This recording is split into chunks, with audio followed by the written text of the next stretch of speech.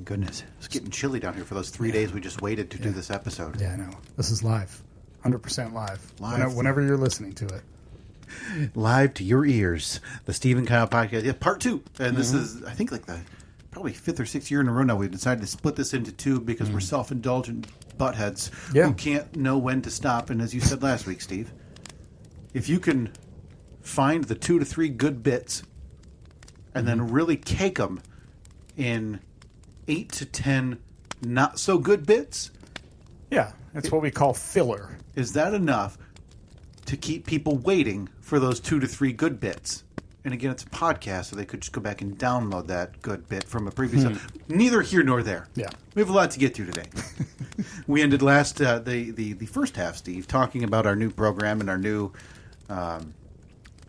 me learning from you about Ralphin and the John. Ralphin and the John. But like I said, that was not our only foray into creation. You and I were creators. Yeah, we are. Right? Yeah. We're constantly thinking of new, innovative things. Like, how can you vomit properly?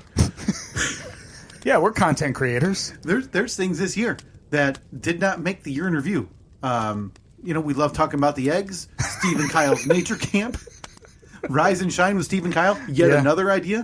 But Rise and Shine with Steve and Kyle is not the program that I want to get to, because you and I were going to put our radio expertise to use, and we were going to start our own midday radio program. The first thing that I said in the show group text when I woke up on Friday morning, when I finally pulled myself out of bed at like 8 o'clock, despite being awake for the last 3 hours, I texted the show. I was like, middays are looking real good. That's another thing I was going to ask you. Is you now thinking you could spin some tracks? If we could record from 11 to 3 every day, air it in morning drive the next day. Maybe we do that when we come out of the break. Maybe can we pull up maybe a bed, and then, we'll have the clock up, and we'll have you just practice. We'll do, you and I. Yeah. All right. The Steve and Kyle midday show. Okay. And we can practice going into a track. Sure. And then we'll come out of the fake track. We'll do another bit and do another track. Okay. Because what are we talking for a midday host bit? 90 seconds? Max. 2 minutes? At max, yeah. And I think, so are we ready to offer up our services? Steve. And we're going to John Tesh this thing, man. You can put us on any format because we're not referencing the tunes. No. We're fitting in anywhere. Yeah. And we'll work around your clock, and we're going to be family friendly. Yeah. Okay. Well, Tesh is, what is it? Something for your knowledge for your life. Knowledge for your life. Yeah, yeah. No, it doesn't. Sound Isn't that what it is? And you know intelligence. What? Intelligence for your life. That's right. I used to run the board for that show quite a bit. Did you? Yeah. All right. Intelligence for your life. So we're going to be knowledge for your soul. Knowledge for your soul with Steve and Kyle. Oh, boy, that works out perfectly because knowledge K, soul S, K S. Boy, that's really good. Soul knowledge with Steve and Kyle. SK. That's really good, right? We just got to make sure that's not some like hidden Nazi symbol, SK, and we'll be off and running with our own program. Soul knowledge. I'm not going to get into a sidetrack about John Tesh, but I did just pull him up, and boy, oh boy, does that guy have a nice head of lettuce. He does. For 72. Yeah. 72. Yep. You think John Tesh has made more money off of his radio or media career or the music career? Because Roundball Rock made him... Roundball Rock, yeah, probably... Made him millions, right? All right, easily. And now it's coming back because the NBA is going back to NBC next year, so NBC is also like bringing back Roundball Rock. Yeah, I don't know. I think, the guy prints his own money, so man, I wouldn't even begin to guess. You're looking at it right now. The new John Tesh's. Teshi? Teshi. The new John Teshi. Soul knowledge with Steve and Kyle. Soul knowledge SK. I'm going to hold off on SKSK until I do some Googling because I love it, how it works. But I'm still, I don't know about today's day and age, man. I just want to be certain we're not propagating some type of ancient war that we had no knowledge of. Can we come up with a logo for this? It'll be basically just the Steve and Kyle podcast logo, but each of us need to have like that floppy mop hair that Tesh has. Oh, yes. Yeah. Steve and Kyle in the vein of John Tesh. Yeah. With SKSK. Yeah, no question. We can basketball. Make that work. I'm twirling a basketball on my finger. as paying homage to Roundball Rock. The big hooper that Steve is. You know me. All right. SKSK coming to a midday show near you very soon. Pretty soon. I mean, radio's easy to get into, right? Yeah, it's simple. Hiring lots of jobs? Yeah. Lots of team midday shows. Yeah.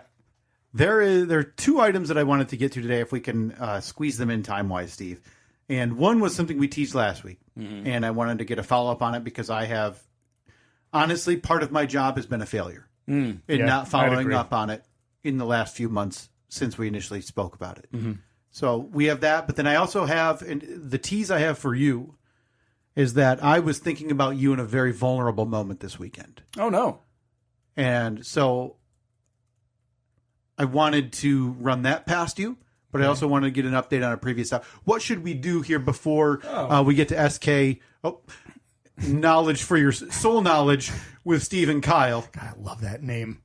Soul Knowledge with Steve and Kyle, the new midday program. So before we get to that, which of those topics can I bring up to you today? I want to know why you thought of me when you were in a vulnerable position. Sure. So for as long as... Wait, do I want to know why you thought of me when you were in a vulnerable position? That's what we call a tease, Steve, in the biz. Boy, hooked me. Kyle Consulting, KC. Coming your way soon. Just reeling me in. Listen, if you guys need tips out there, okay? Because I know the morning circuit's a little different. You guys aren't doing soul knowledge. Yeah. You're doing different stuff, right? Doing bits, you're doing lists, you're doing trivia, you're doing games, you guys are chit-chatting, gabbing. But Kyle Consulting can set you on the straight and narrow. Okay. Right, SKSK. Unless that's some call to white nationalists, please ignore that. It doesn't seems a little suspect. Right. Also, going to avoid putting merch up for there to avoid any potential litigious folks who might not appreciate the humor in SKSK, Soul Knowledge with Steve and Kyle. But boy, midday sounds fun, doesn't it? My goodness. You still get to sleep in. Yes. You're out of there, 3 o'clock? Yeah. If they have lunch that day, you're part of it. Where you're the morning show, you're like hitting the road while everybody's just starting their work day. Yeah, but like when Roberta brings in her crock pot of beans, right? I'm there for it. You are currently baked beanless in the workplace. So SKSK can change that. Still, Soul Knowledge with Steve and Kyle. That's right. So this was a big year for Comanche wrenching. Was it? It was. I'm sorry. I took a whole transmission out of that thing. I thought I mistook big for productive. I apologize. That's not my intention. It was a big year. You did a lot. It was. I did a lot this year. Not nearly as much as I wanted to do, but, such is life. Mm-hmm. But you may remember back in 2018 when I came across the deal of the century when I was rebuilding the murder Jeep. I think I'm still waiting on some parts from that man that said he would send them to me. Middle of Missouri, I believe. 7 years ago. But Kyle, I came across another deal of the century. Now, good thing we invented rolling centuries many years ago, because this is the beginning of a whole new century with this deal I came across this year. I didn't get an update last week, and I didn't get an update to my text to you almost 2 weeks ago at this point, that I had not heard the rumbles and smell of diesel approaching the neighborhood. Because I thought I was sitting across the table from some pretty high and mighty discussions about how that Comanche was done. Yeah, well, done. Done. Sorry, good one. Bad expression. And here we sit as we're approaching the end of July. Mm-hmm. So, Sandhill Zooms season. Yeah. About over. It's limited. And I believe that the Manchi is still parked in the warehouse. Currently, yes, it is. But I can tell you this. It has been out. It took a maiden voyage. Okay. For the most part, things were pretty good. I put everything back together correctly, I guess. I mean, still having a minor issue with the transmission, but I did drive it around. I put 4 or 5 miles on that baby. And it was running pretty rough, but I was able to track down what the issue was. Okay. And I'm waiting on a couple of parts that actually just came in earlier today, some vacuum lines and things like that, because a lot of the stuff under the hood of that is 37 years old. Right. So anything rubber has kind of deteriorated, and any hose that's under the hood, if it deteriorates, then there's like all kinds of vacuum leaks. That's what caused it to run rough. That's why it smelled like death when I pulled into your driveway that day and you had to throw away your clothes and immediately take a shower. So, it's coming along. Because while that text went unreplied to, and I just when that happens, I assume it's not going as well as you'd hoped. Well, when I did get it running, and then it was running really rough, and then the transmission thing was kind of weird, I was like, I was so frustrated. So that was right when we left for our New Jersey trip a couple weeks back. So I was able to kind of take a couple days to detox my brain, think about it, figure out, okay, this is probably what the issue is. I bet this is it. And then come back a few days later, fresh eyes on it, and so we're good. We're getting there. You should expect that text. Oh, don't do this. Any week now. That's better. Now that's okay. I'm learning, man. But you sent me another text that is one of those that, at least for me, is like a cartoon character when you see them sit down and it's actually a big pin. And they go, woo, and they fly in the sky. Okay. You sent me one of those. So I now need to go to our big clock that we always keep in the corner, right? The big clock. Yeah. And put it back to 0. Oh, no. Because you told me that you found another deal of the century. And now, if it's enough to get you to be like, if it gets to the point where you have to text me about it, I know we're talking deals with a Z. Okay? So I've also waited on this. And again, I can't tell you. Last week, I can't tell you how hard it was to not hear about the high voltage thruster situation before I sat down across from you. Man, I didn't realize that I am such a tease. Right? Yeah. And I'm doing this all for the content, man. Because 99.5% of the population's just going, you got a crappy BMX bike? That's a bummer. And moving on. But for me, consuming my days. Yeah. How and when and why is it another Jeep part? Goddamn right it is. I knew it. So we'll make it the flashback this week. If you haven't heard the saga the deal of the century saga. Deal of the century, which I think you came in with, in hindsight, probably a little too broad of shoulders about this deal of the century you found, because it took you like 6 months to get the allotment of parts that you were supposed to get from this geriatric in St. Louis. Yeah. It's funny that you bring that up, because you know, when you're on Facebook, sometimes, even though you're not friends with people, they'll still pop up on your, like, oh, they're currently online. That guy pops up for me all the time. And I'm like, I'm not friends with him. Yeah. I haven't talked to him in 7 years at this point. God, I wish I'd get Slipknot Joe the Lattice Man to pop up. As Toby busts in the studio and starts... podcast dog Toby. starts licking your arm. Man, this one I'm proud of. I'm real proud of it. Just want to put a small reminder, you were proud of the last one. And with right to be, it just came slower than you anticipated. Right, it took its sweet old time getting here. But you is this in relation to you saying it was riding rough and knowing you needed to do some additional things to it? Yeah. So look, as you know, I mean, I know I don't have to tell you. This is just knowledge for the audience. When you swap an AX15 transmission out of a Wrangler into a Comanche, the shifter position, it's about 2 to 3 inches further back. Obviously. Obviously. Right. Everybody knows that. But Kyle, when you find a screaming deal on a B&M short throw shifter that normally goes for $350, and you find one locally for $100, Hey, you jump on that deal. that's less than a third of the price, guys. That's less than a third of the price. So not only is it a good deal, but it also fixed my shifter placement issue. Shifter's now in the exact place it needs to be.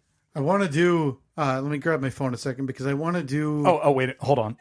Oh, thank you. Thank you. I want to do just a. Thank you. Man, that's a big crowd. A touch of as we prepare for our inevitable podcast counseling session that we've been talking about for a couple of years. I wanted to do a very quick role play with you. Okay. Because in this scenario, I'll be you.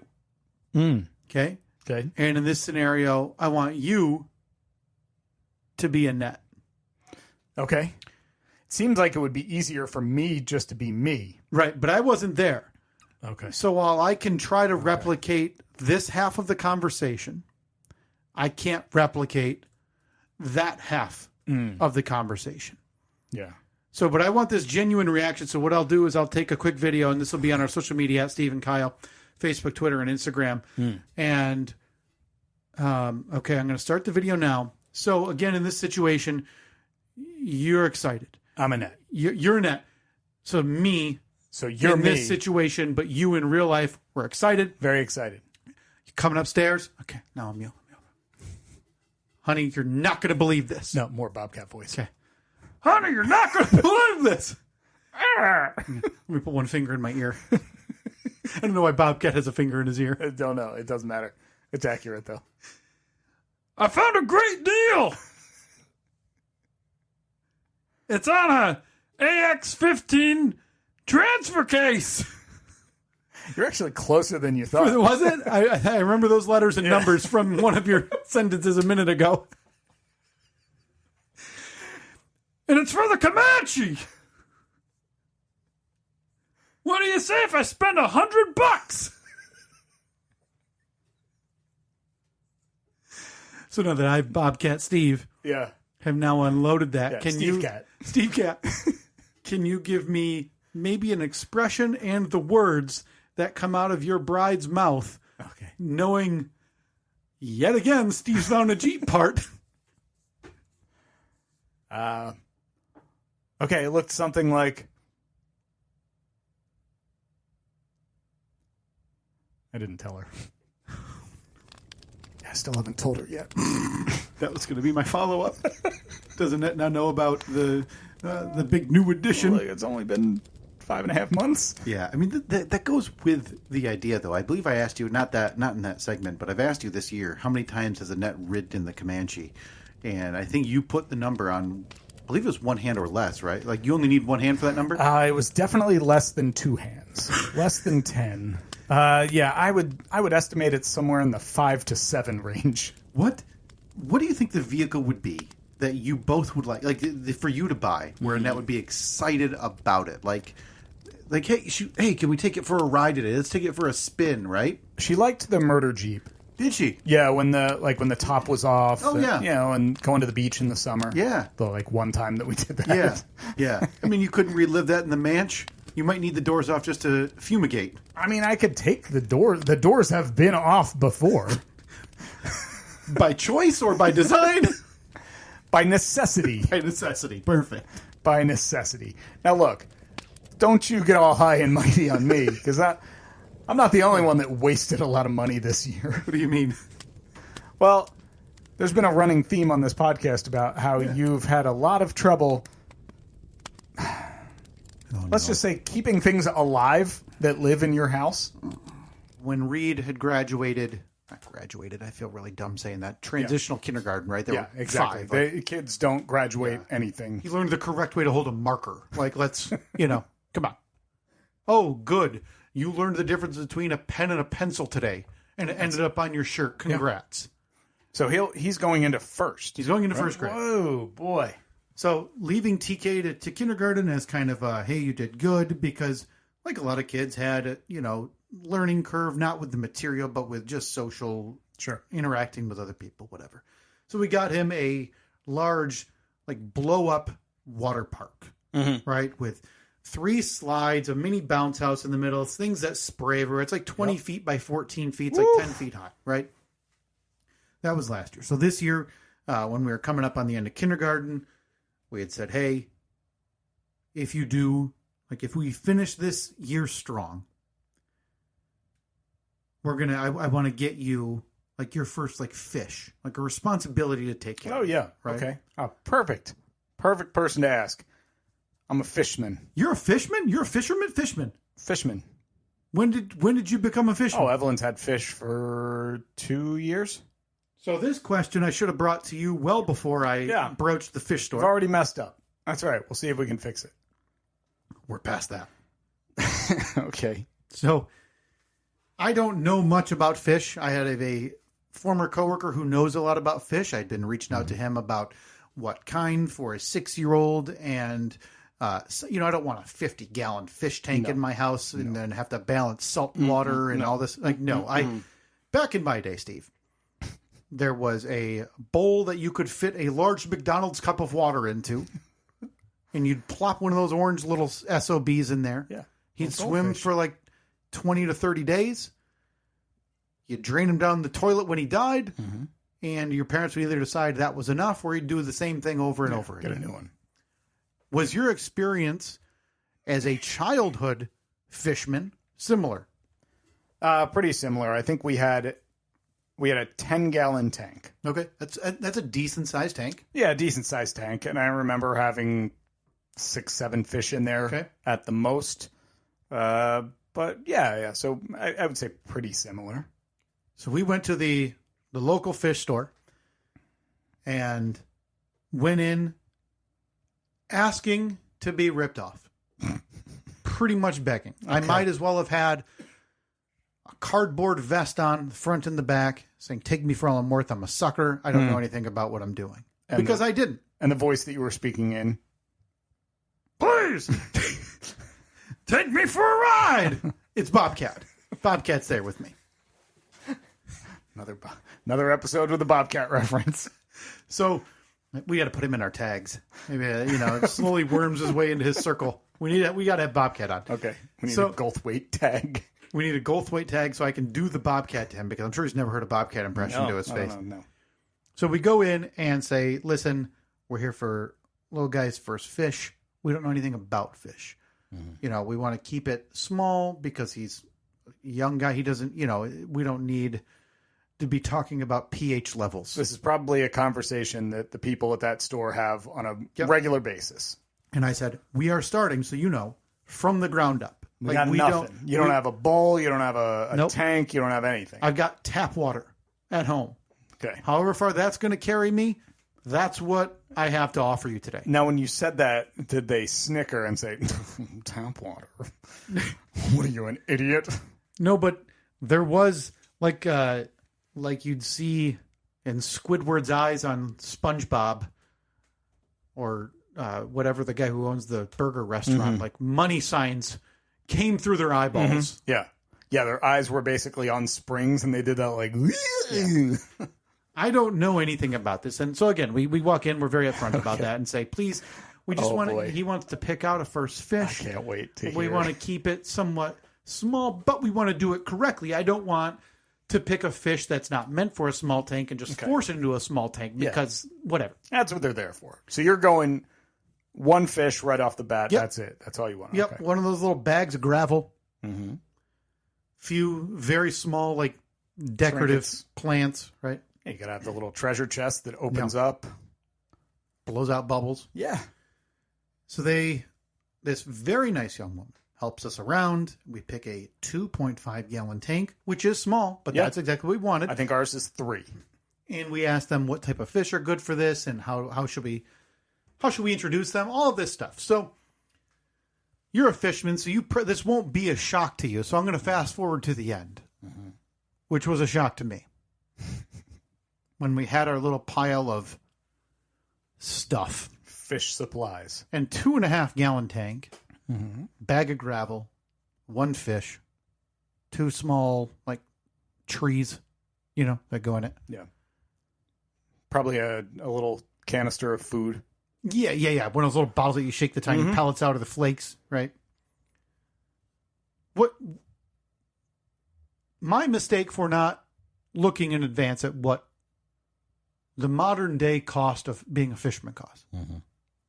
So how much, Steve, do you think you should be able to get out the door for a 6-year-old's first fish setup? Well, I mean, again, it was only 2 years ago for us. So unless there's been a crazy, crazy run on fish supplies and said fish, from what I remember, we were... the most expensive thing was the tank. The tank, right. That was like $40. Oh, I thought about printing one. And just buying a pane of glass. Not even doing that. Like, no, son, you can only look in from the top. That's right. Yeah, no, I'll like carve out a porthole and cover with saran wrap. I would say that we were out the door for $80 to $90. Is that in the ballpark of what you spent? Good God, do I wish. Oh, no. What did they do to you? We spent $180. Oh, no. What? So you went to the specialized fish store. I went to an actual fish store. Now you probably went to like a VI Pets or something like that. Like that sells those. I think we went. Yeah, we went to Petco. Yeah, because all of their fish there were like a nickel. Apparently, I've got at this point the world's rarest organic fish. Oh no! What did you get? I don't know. You didn't just go with a tetra? I got a beta. Oh, beta. Which I think it's... Is it beta? T's. I thought it was beta. Oh. I always called it a beta. I left there so startled. Oh, no. And shocked that happened. Mm-hmm. So imagine my surprise when I went back 8 days later because they both effing died. How much were the fish? The fish was like $12. Okay. And we were told that bettas are angry and they don't like other things in there. I was going to say, you can't put two of them together, right? Right. One betta fish. So I mixed a betta fish with what the employee told me was some type of snail that would, well, once you get the environment going, it goes around and it eats the algae, all this stuff. I said, great, beautiful. Nope. So snail died on like day 6. Saw him on his side in the gravel. And I don't know if the betta fish had butted him or if he just never... thrived in this environment. Just didn't like it. And then 2 days later, trying to do a little water fill up because water evaporates. You come to find that out too when you own a fish. She went belly up too, Steve. Okay. So right back there with dead fish. Now, what is Reed's reaction to all of this? Is he heartbroken? Is he kind of like, oh, that sucks? Or does he just not care? Steve, we buried a snail outside. Of course you did. Didn't you take like a mouse to an animal rescue? I don't. There's nothing more I care about personally in this world than like taking care of animals. Okay? That's just, I don't know what it is. For all of my faults, for all of the gruffness and roughness around the edges that I offer to this world, I am a total sucker for animals. To this point, this week, Steve, I was sending a link to another dog who has seizure problems to my wife. Because I'm like, well, we should just take it. Yep. Right? Yeah, you need a seizure dog. So now, we need to up the tally. And this is like, have you seen that meme? It's from, it must be from a cartoon of like the Grim Reaper moving door to door and the doors open like a blood stain. I need to now update that meme for me because we are now at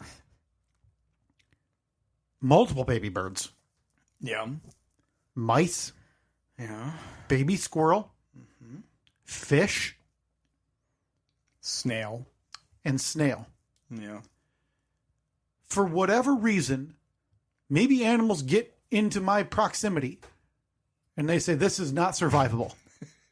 I don't know how these upright creatures. Humans have been doing it. Can't do it. I'd rather go take a header off this rock and never be seen again. Mm-hmm. So we took a 2 to 3 week fish hiatus. Like a respite. And went back after we had buried SpongeBob and Gary. SpongeBob and Gary? That's what Reed named them. And so again, SpongeBob. SpongeBob was the fish. And Gary. Yep. SpongeBob was the fish, obviously, and Both. Gary was the snail. Both dead. Very dead. And you know, it's a shame. Super dead. Because you see the nickel fish you're getting. Now, granted, who cares at that point, right? Because there's a good chance if those die and Evelyn were to be upset, you could go to the Petco, get 8 of them, and she wouldn't know the difference because they're all whatever. It's funny. She was actually the other night asking for another fish. How many are in there currently? 3. 3? Yeah. We're kind of at the limit. For that size? Yeah, I remember somebody saying, like, fish that size, like 1 fish per gallon or so. So technically we got to, like, saw 1 in half because I think we're around 2.5 or 3 gallons. So, I mean, I think I remember when I was telling you about the mice debacle of 2024, you would have, like, whipped them into the burn barrel. The sticker shock of the initial. So at this point, you're $180 in. You got 2 dead fish, a dead fish and a dead snail, and we decided to go back. Listen, we were home from a vacation, and the fish looked so dire that I did an emergency trip. Like the day we got home from, I forget where the trip was. It may have been we were coming home from the UP, and like sprinted over there with water to test the water. Please tell me you took the fish to the vet. No, I just because so the fish store is supposedly they test your water for pH or not level. pH, like whatever different things that you're looking for, and they explain like what you want, how to balance it. Great. So I run this over there and said, hey, this fish is like lulling on his side. Okay, it looks like he's been put through the ringer. So it's like basically like when a whale beaches itself, and it knows like this is it. Yeah, if this fish had a tongue, it would be like one of those like dogs you see that get all the social media attention. Like, oh, it's its tongue's out the side because someone broke its jaw. That's this fish. Okay, last legs are being so it's generous. Like, it's a Make-A-Wish fish, right? It's a Make-A-Fish. All I wanted was to give this fish a good life. And now I'm about to give it... For that 2 weeks or less, yes, that fish is going to have a great life. All I wanted to give this fish was a good life. Instead, I ended up giving him his last rites as he went belly up. Because, again, I ran there with a cup of water on my own, and they tested it. And they're like, well, this is still a little high. And it's like high enough that it would cause him to just say, enough of this world, and I'm just going to go eat the filter. Like, I don't understand. Yeah. I can't keep animals alive outside of the 2 dogs I have. Yeah. So, and even those were jumping out the car window. Oh my God, yeah, I'd want to take a leap out the car window 10 years ago. You ever think maybe you're just not meant to have pets? And that's a shame because, like I said, these are things that I take so to heart. Yeah, they give you so much joy. Like when I woke up to those 2 dead baby mice that day, and they were like next to each other in this shoebox with like. Not a blanket, but like stuff to keep it warm. I was like, they went to each other before they died, and I nearly cried. But fish, not so much. Fish are really dumb. Fish, yeah. There's nothing there. I mean, these are just buffoons. Just they're idiots. So, fast forward a couple weeks, we decided to go back. And the good news, Steve, we are now 2 weeks in to Fish 2.0. Yeah. We are a total of $250 in. Okay. But Crusoe, the betta fish, is doing great. Like Robinson? No, named after the celebrity weenie dog who was on social media that my son really enjoys. Okay. All right. So now you're down to one. You're down to one fish. We were told. I think you got to do baby steps on this though. Yeah. We were told give him about a month. To get used to the water, make sure the tank's good. We were told before we even got another fish, we made sure the water was going to be okay, so I don't have another make a fish. Yeah, and you got to acclimate. And they gave us this one. Reed picked it up. We had to go back. Steve, I haven't been to the grocery store as much as I've been to this fish store in the past 2 months. I'm not kidding you. It's like Cheers. I have you walk in. Yes. Hey, Kyle. I have an account there. They slide a little glass vase down the counter, and it's got a replacement fish in it. I've got an account there. You got a card on file. I'm assuming I get like some coral rewards.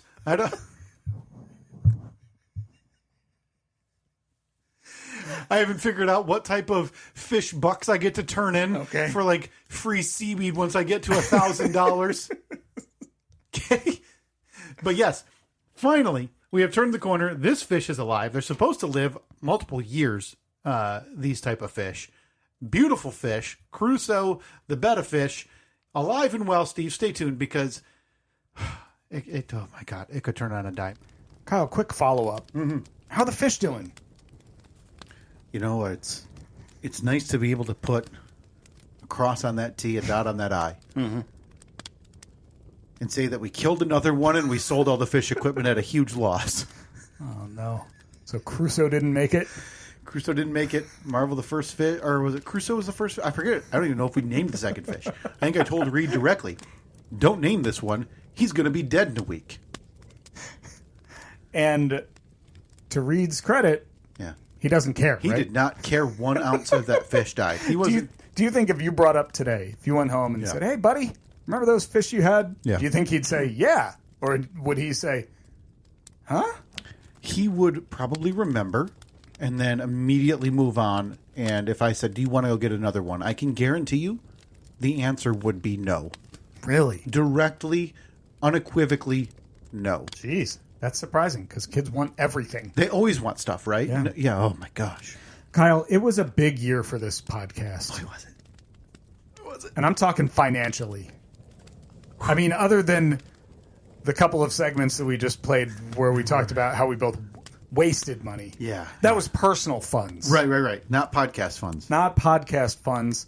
Because when it comes to podcast funds, we made bank this year. You bought us a couple of mystery boxes. Oh, my God. Well, we bought them from the coffers. Yeah. And that video was on our social media at Stephen Kyle. I believe it's on our YouTube as well. Uh-huh. Of when you and I opened those two mystery boxes. Uh-huh. And why we decided to do I really can't explain it because your experience, as we remember from last year, was garbage. Yeah, complete garbage. A box of Eclipse glasses.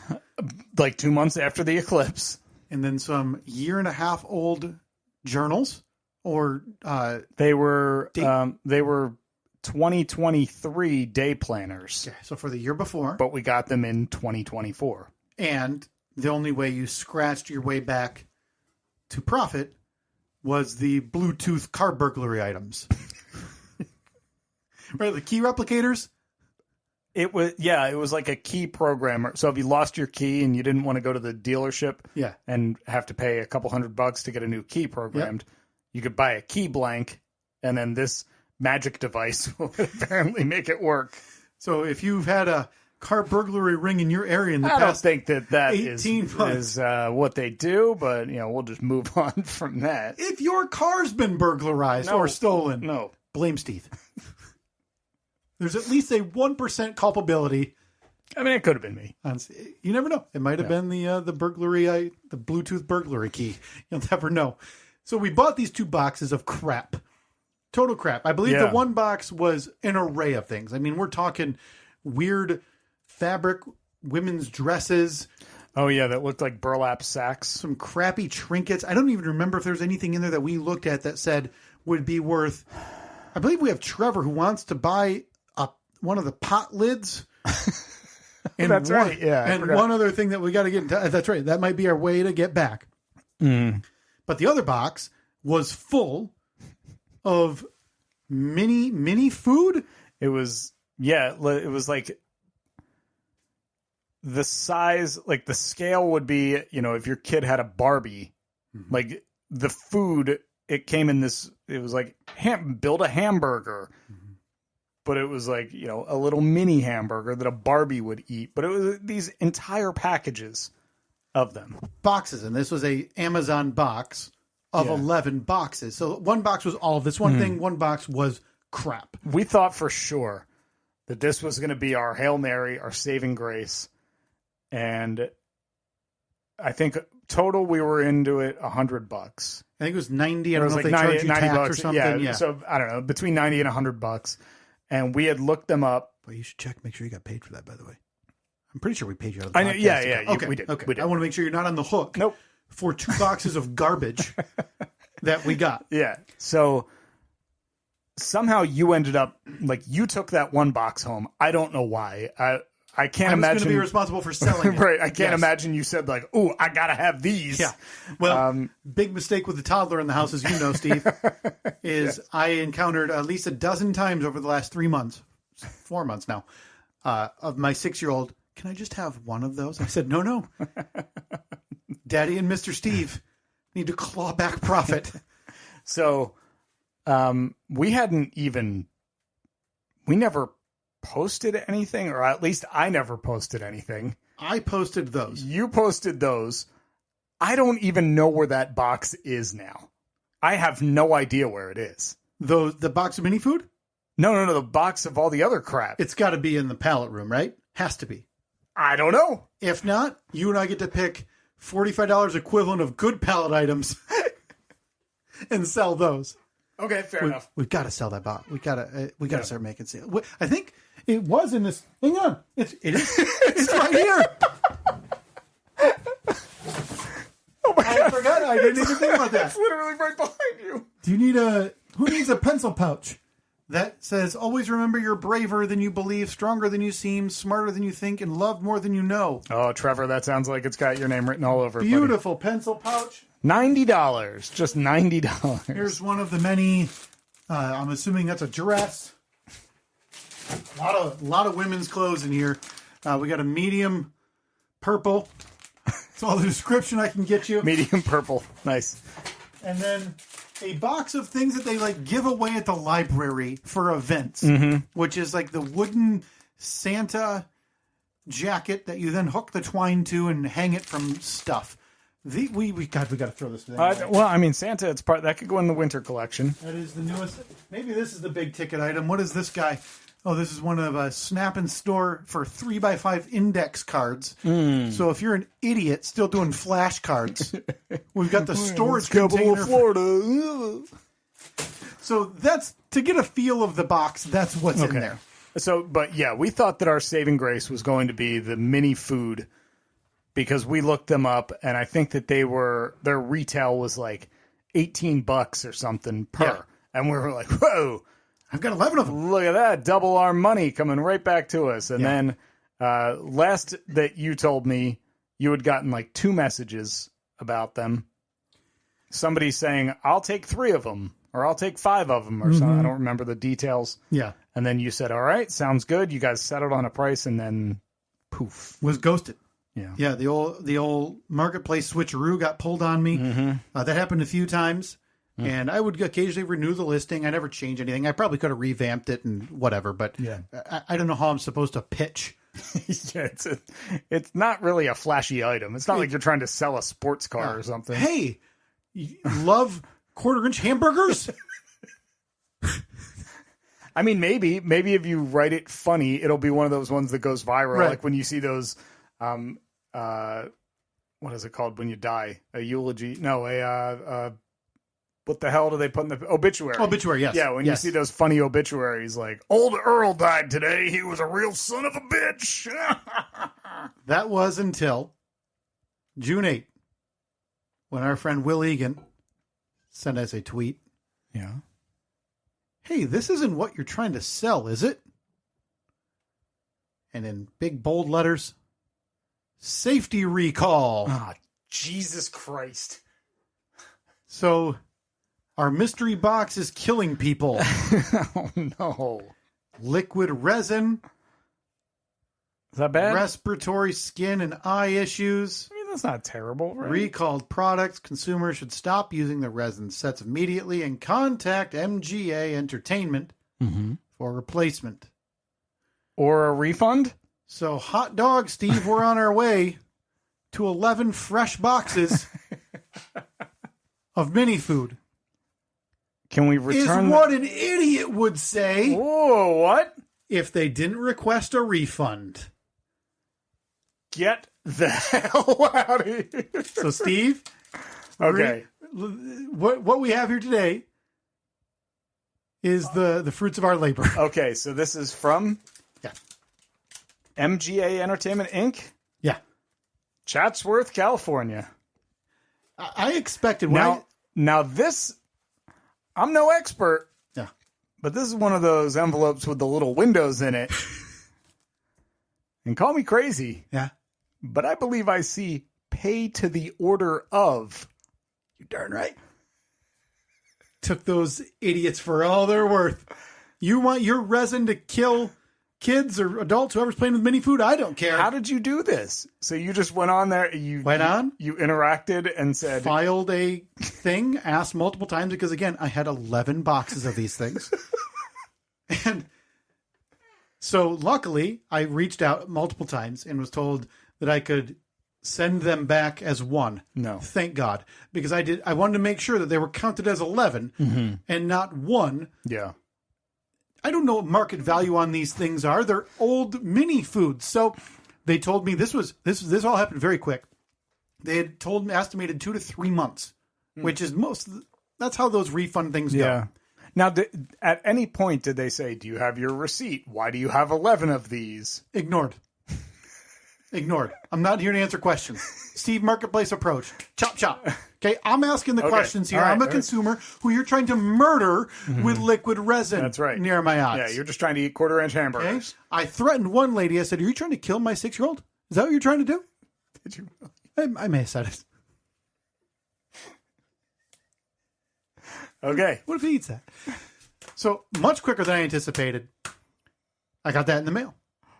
I received, I don't know, I think you get it, which our friends at the end of the Driveway Warrior office, they send out that email every morning if you sign up for it. That the shows Daily what's Digest. So it's coming in the mail. Yeah. And I saw something from, what does that say in the top right corner? MGA Entertainment I Inc. thought, I know that because I told the woman she tried to kill my son. Are you on a list somewhere? I think if I try to buy any MGA Entertainment things, Okay. I'm definitely banned. Now, this envelope is open, so obviously I could not help myself. I'm so sorry. you know. Yeah. I want to hear your guesses. Because I asked my wife and I asked Reed, and Reed's an idiot, right? He's 6, so he's like, oh, I don't know, $1 trillion or 6. Like, those are the two options. It's like 1,000 Statue of Liberties. Yeah. Yeah, oh, one butthole.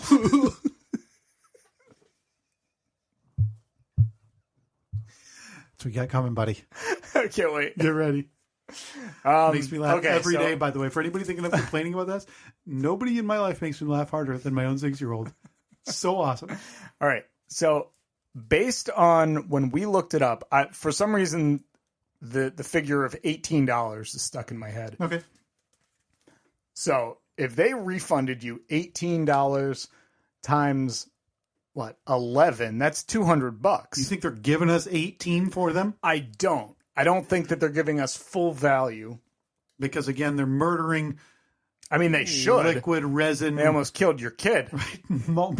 Mini foods from, however many years ago these things were created. I'm going to say they gave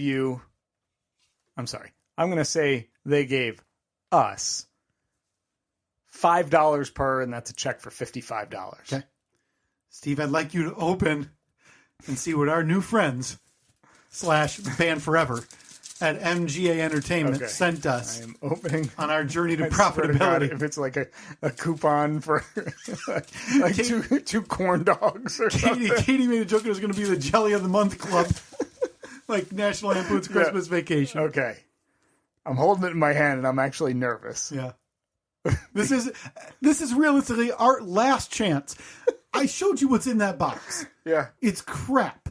Unless you're some jerk still organizing your index cards, or you need a purple medium, you're out of luck. Okay.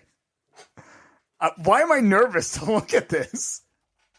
This is 90 of our hard-earned dollars. Can I ask a follow-up? Yes. Was there At any point, did you know how much you were going to be getting? Or did they just say, send it back and we will... I knew nothing. There was no back and forth? No dollar amount exchanged, no figures mentioned, no rough estimates given, nothing. It was shipping label, back and forth, murdering my 6-year-old, yada, yada. Oh, they paid for shipping back? Oh, yeah. I know. Good man. Can I get a countdown or something? I'm so excited for you to see this. 3, 2, 1. Look at that check. You have got to be kidding me. Our new friends at MGA Entertainment have refilled the Steve and Kyle podcast coffers to the amount of $329.89. You idiots never should have tried to kill my kid. That's like $30 a piece. Insane. We need to cash that yesterday so they don't catch wind. Oh my God. Now, because the other day we were messaging back and forth about something, and you told me what our balance was. You know, that's not including this? Not including. Because is it safe to say that year 9 has been a banner year for this podcast? It's the only year, which makes the most sense that we should hang it up now. Right? I mean, you do all the math, and we've made upwards of $40 a year off of this thing. This podcast has funded a 9-hour trip to Boston, $329, 75 minutes in Austin, Texas. So now this check, I believe, puts us right around the 4-figure mark. We've had so many discussions, so many texts back and forth, so many Facebook Messenger forwards from Marketplace about things that we can invest this money into. Yeah. Just to give a brief rundown, just off the top of my head, Steve, investment in a soccer club, oil, land, a piece of property, and Jeeps are what I've sent you. Multiple Jeeps. Yeah. I sent you, I remember, a scoot ski. Yes, that's right. But we need a trailer. It was a jet ski that had been turned into a moped or something. Yes. Yeah. Oh my gosh, I'd forgotten about that. We just need the trailer with it. Yeah. Which is you don't need a not with a scoot ski. Oh, that's right. No, but I also sent you. I think you're confusing it with the 2 jet skis that I sent you as well. Oh man. This year we didn't do as many as we have in years past, but I always enjoy when we can get someone on the podcast to pick their brain. Ah, yes. Whether it's a listener, a fan of the show, whether it's someone in a field that we find interesting, or in this case, one of the people that I think is at the pinnacle of their profession. Yeah, that's exactly what I was going to say. That's why I booked this interview. You're infuriating me before I've even heard it again. With a person that I'm a huge fan of, and I think he's become a big fan of me as well. We talked to Adnan Virk. Look at that backdrop, Steve. He's got his award behind him. Mm-hmm. He knows exactly what he's doing with that award. Yeah. Sitting right behind him. That's not a man who leaves that house without the award. Am I right, Adnan? Steve, Kyle, it's great to see you guys. It's funny. I normally have it up there in the corner, and then I said, you know what? Maybe I should brandish it, because normally people, this is what they do. They display these things. And then I did my NHL podcast with Jason Demers, and just exactly what you guys just did. The guest we had on didn't know me. He was a buddy of Demers. He was like, oh, someone's got an Emmy. And then Demers made a joke, and I go, okay, I'm going to stop doing this. No. But I did it because, I did it for Kirchen wanted to see it. So I left it there. But as soon as you guys are done, I swear I'm going to put it back. No, do not. No, go to the local hardware store, get a big piece of chain, hang that thing around your neck, and carry it wherever you go. You earned it. I do like and by the way, the Emmy Award itself, MLB Network gave to us. Like, they purchased on behalf of us. This is shameless. These are the nominations that outright did not win. So this one says the Academy of Motion Pictures, Arts and Sciences, recognizes Adnan Virk, nominated MLB Tonight, Outstanding Studio Show 2020. So they're ridiculously expensive, but I said, rather than just have one Emmy Award, which again, I didn't pay for, right. I'd rather for the nominations. Like, I think it's a truly an honor to be nominated. So I think it does add something to have the gold background with the Emmy. But I promise you, I'm going to put the Emmy back. I am going to leave the nominations out. I think the nominations, and it looks like kind of looks like a gold record type thing. It does. Yeah, music producer thing. So that I paid money for. Yeah. I'm like I said, I'm in full support of you showing it off. You won it. You earned it. May as well let everybody know that you have it by keeping it, right in back of you. Yeah. I'm going to So which one's Steve? Which one's Kyle? I'm Steve. Right, so Steve, you're Steve. Okay, Steve Yeah, is yeah. King. I'm going to right here. Camera left, and then Kyle is right. There we go. That's a pro. That's a pro right there. That is, man. I'm very big on name checking. I tell people all the time, you have to know people's names, and you have to give the rating. If we're going to talk for the next half an hour, if I keep going, hey, buddy, hey, chief, hey, man, let's get it right. So I appreciate it, Steve. Thank you. Thank you very much. We are joined by Adnan Virk, and as you just heard, the 2024 Emmy Award-winning Adnan Virk for MLB Tonight, also MLB Network, NHL Network, host of Amazon Prime Monday Night Hockey and NHL Unscripted, the Virk and Demers podcast, and now a published author. Cinephile, interviews, essays, and tales from the red carpet by Mango Publishing. You can get that wherever you get books, right, Adnan? They're not holding out on you on Barnes & Noble, right? You can get it at Barnes & Noble, the Amazon, anywhere you go find a book. 100%. I asked them, what's the easiest way to say these things? They said, get it wherever books are sold. I will tell you, on the Mango Publishing website, if you go to mangopublishinggroup.com, I do get a bigger cut. So I'm actually preferring more people go to mangopublishinggroup.com. On Amazon, I get a relative pittance. But again, let's not worry about the money, just the total number of books sold. If it's easier to go to Amazon, I totally get it. I personally, as you guys know or may not know, I love going to bookstores. So I am personally the guy who would go to Barnes & Noble. In Canada, we go to Chapters, and I'm also a big library guy. So I'm considering donating my book to the library as well, just so someone can check it out at some point as well. That's and it's available wherever books are sold. Yeah. Okay. So avoid Amazon. Bezos doesn't need a couple more cents in his pocket. Isn't he on track to be like a trillionaire in the next 5 years or something? Him and Musk, I saw they were like battling it out to be the first trillionaire by 2030 or something. The fact that they're going to add another zero at the expense of Adnan, that's unacceptable. No, not on our watch. I think people just assume, right? Oh, you got a big advance or something. I go, no one paid me anything for this. I'm only making money, pure commission, every book sold. And just for your amusement, I'll tell you, the book is $20. Mm-hmm. If it's off the Mango website, I get $8.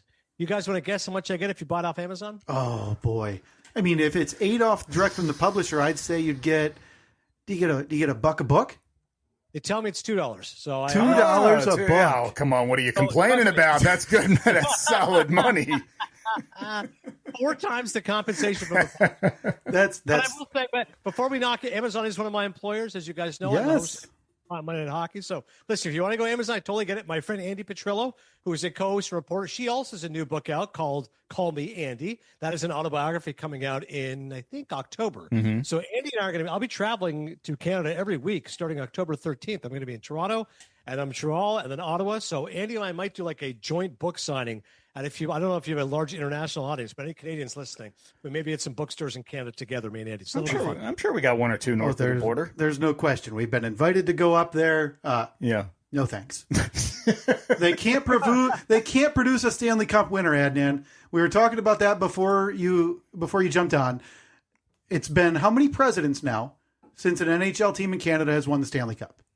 I don't know U.S. history as a non-American, but I can tell you 1993. So it was pre. Was that Bush 1 was 92? That was Bush 1. So 93 would have been when. Yeah, so Clinton would have been elected in 92, taken office in 93. And is there anything? Big Bill was president. That's what it was.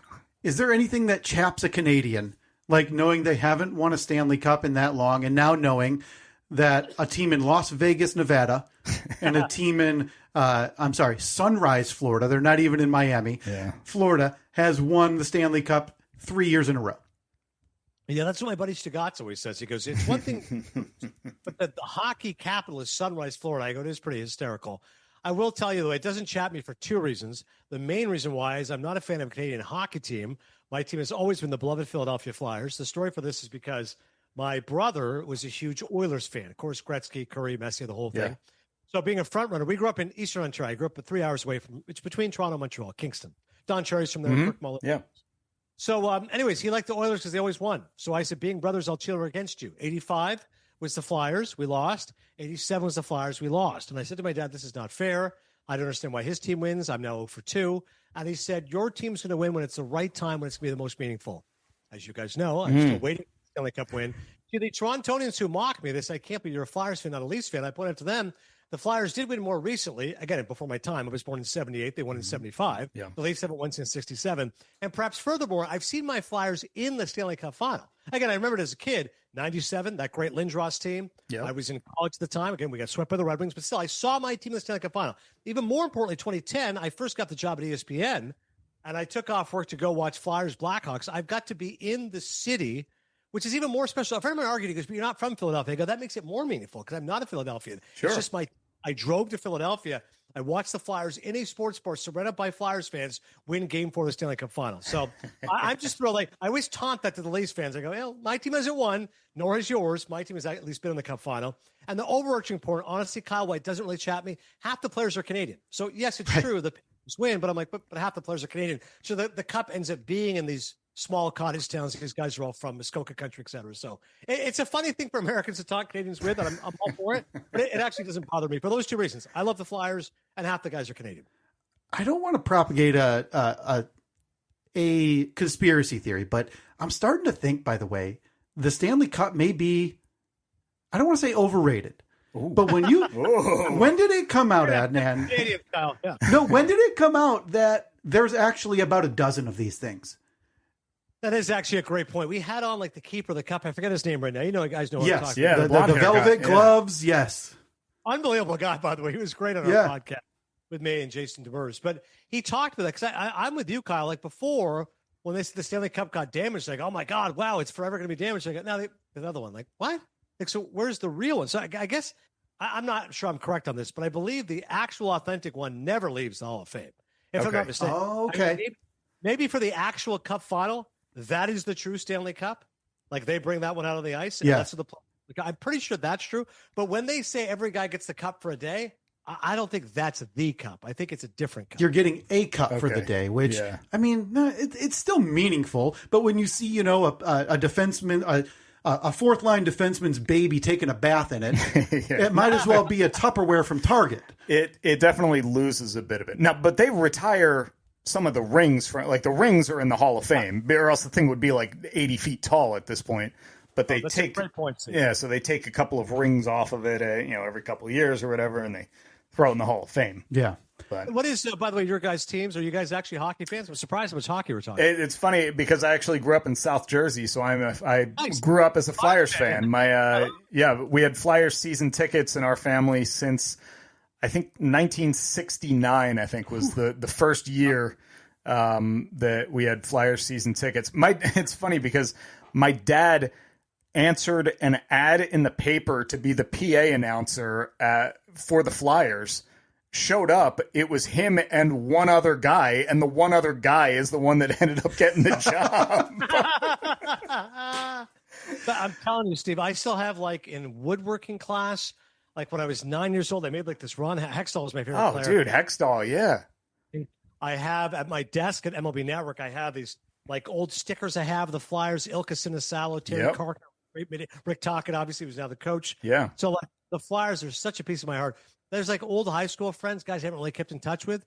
But like somebody asked them, are you surprised? This sounds really like a humble brag. Apologies. But my high school put me on like their Wall of Fame thing. I went back to my old high school. I've been there in 30 years. Got to take my parents. And someone said, what do you remember about Adnan? Did you think he'd be a big sports guy? Because all I can tell you is that guy was a huge Flyers fan. He used to wear a Flyers jersey and a Flyers hat like that. Really love the Flyers. So that I remember getting my Flyers jersey for Christmas one year, and this was early '90s, so you could buy a jersey that already had a name and a number on the back of it if you were super rich. But I remember getting a blank jersey and then taking it to Modell's Sporting Goods and paying like $150 to get Lindros 88 across the back of it. Oh. And now now you buy them for $50 and. I did the thing you're never supposed to do, Steve, which is I got the blank jersey and then I put my own name on the back. Oh, no. And now to this day, people mock it all the time. When I was 9, nobody knew. I just thought Burke, number 17. I loved Michael. Kid. I really wanted to be him. So, But that last thing on South Jersey, because now I live in North Jersey, I go to at least one Flyers game a year, even though we haven't made the playoffs in 5 years. I don't care. I love going. It's so much passion. One of my best friends, Mark Grillo, who's a producer on NFL Network, he now works for Omaha. He lives Probably in Cherry Hill or so. No, but this was about to say. So as a kid, I told my dad one day, I said, "Where's my dream one day were to live?" He goes, "Where?" I go, "Voorhees, New Jersey." I go to the Flyers practice. I go, "Dad, one day I'll live in Voorhees, New Jersey. Awesome. I'm going to see all the Flyers all the time." And then when he told me Cherry Hill, that's great. He lives, I think, Haddonfield, which is where he Haddonfield, told me. right next to it. He goes, a lot of the Flyers now live there. Scott Hart and those other guys as well. But yeah, he lives in Cherry Hill. But that's always my dream, to live in Voorhees / Cherry Hill. I bet that that's the first time that sentence has ever been uttered, that my dream place to live is Voorhees, New Jersey. Oh, yeah. As a 9-year-old, I knew no better. And then going across that Walt Whitman Bridge, I still get shit. So good. Oh, you're right. I didn't expect to be talking this much NHL hockey in or the very early September. Right. Yeah. Prime hockey time. So I apologies for jumping around, but I want to get back to, because Steve and I were talking before recording as well. You've been on television, you've been on radio, you've done podcasts forever. So the written word, how do you decide, the hundreds of episodes of Cinephile that you did over the years, where you were able to talk to legendary actors, filmmakers, everybody, and decide, well, I have more to say. I need to get that into the written word. How does that process start for you? That's a great question, Kyle. My thought on it was, as you said, I did Cinephile, 336 episodes over 8 years. I had a blast. 78 episodes at ESPN, 100 episodes at Cadence 13, and then Metal the remaining numbers. So I was thrilled at how many episodes I was able to do. The podcast ended last September. Not my choice. My dear friend Dan Levitor told me, "I'm sorry, buddy, we can't keep the podcast going." I said, "No problem." He said, "I can't pay you, but if you want to keep doing it for free, you can. We'll still distribute it for you," which was kind of him. I did it for 4 more months. I go, you know what? It's kind of better when I was getting paid. It's all good. So I canceled it last September. But my thought was, podcasts, as much fun as they were, they're very ephemeral, whereas a book is tangible. So these podcasts, they still do exist on the World Wide Web. You can Google my name. You can go to Apple Podcasts. You can find virtually all my episodes. I believe the first 2 or 3 are not there, because I'd asked my friend Dan Stanzik. He still works at ESPN, was able to get the Will Arnett interview, which is in the book. That one is not available, but virtually every other episode is there. But I said to myself, one day, for some reason, I don't know why, Elon Musk conspiracy, who knows, those episodes are all going to be gone, right? Snap your fingers and go, you haven't done a new episode for years, so the internet scrubbed them. So I said, you know what? I want to have something tangible that people can hold on to. I thought it was a nice thank you to the fans who actually ended up supporting the book. And honestly, I just always wanted to write a book. You mentioned the written word.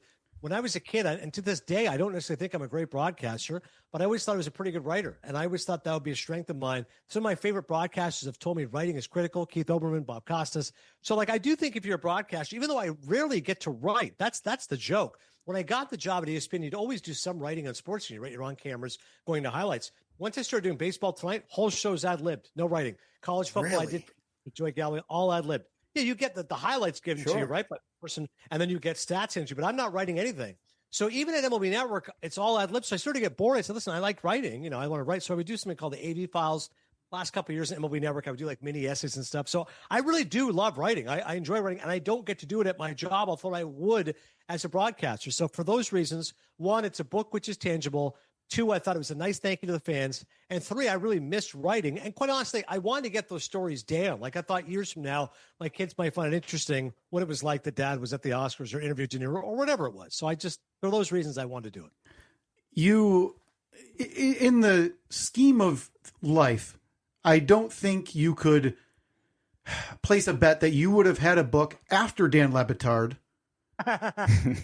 Or no, I'm sorry, before Dan Le Batard, but before Stu Gatz. In the biggest upset in history, Adnan.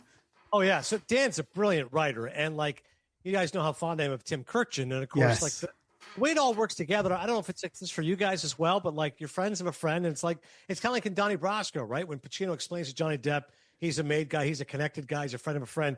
That's kind of how I infiltrated Dan's universe, right? Me and Tim are close because of Baseball Tonight, ESPN. Tim and Dan are close because they covered baseball together, had mutual respect. John Shambi and I worked together on ESPN's Baseball Tonight. John Shambi and Le Batard are close. This is the way these things work. So I think, these guys see me, they kind of put in a word for you, whatever. Stu Gatz ended up just being a fan of my work. He was just watching me, saw me, and I think we had tweeted each other. I really loved his work. So he had me on the show a couple of times. And again, Dan didn't know who I was. And then Amin Al-Hassan kind of liked my work. So the first time I was on the Dan Le Batard show was just Stu Gatz. The joke was we would do it when Dan wasn't there. He didn't. And then I don't know if you guys remember, but they would do this whole bit. Mike Ryan very cleverly came up with it. I would call in, they would fade me in and out just to piss off Dan. anyways, I was on with the Mean and Dan. We had a blast together. And then Levitard was texting me saying, I really appreciate your sense of humor. I love the fact that you can take a joke. I tell you how many people I've worked with who we make fun of them, but they can't. I said, oh, dude, like I'm a huge fan of yours. You want to make fun of me till the crowds come home? I couldn't care less. So I'm really grateful to Dan, that entire team.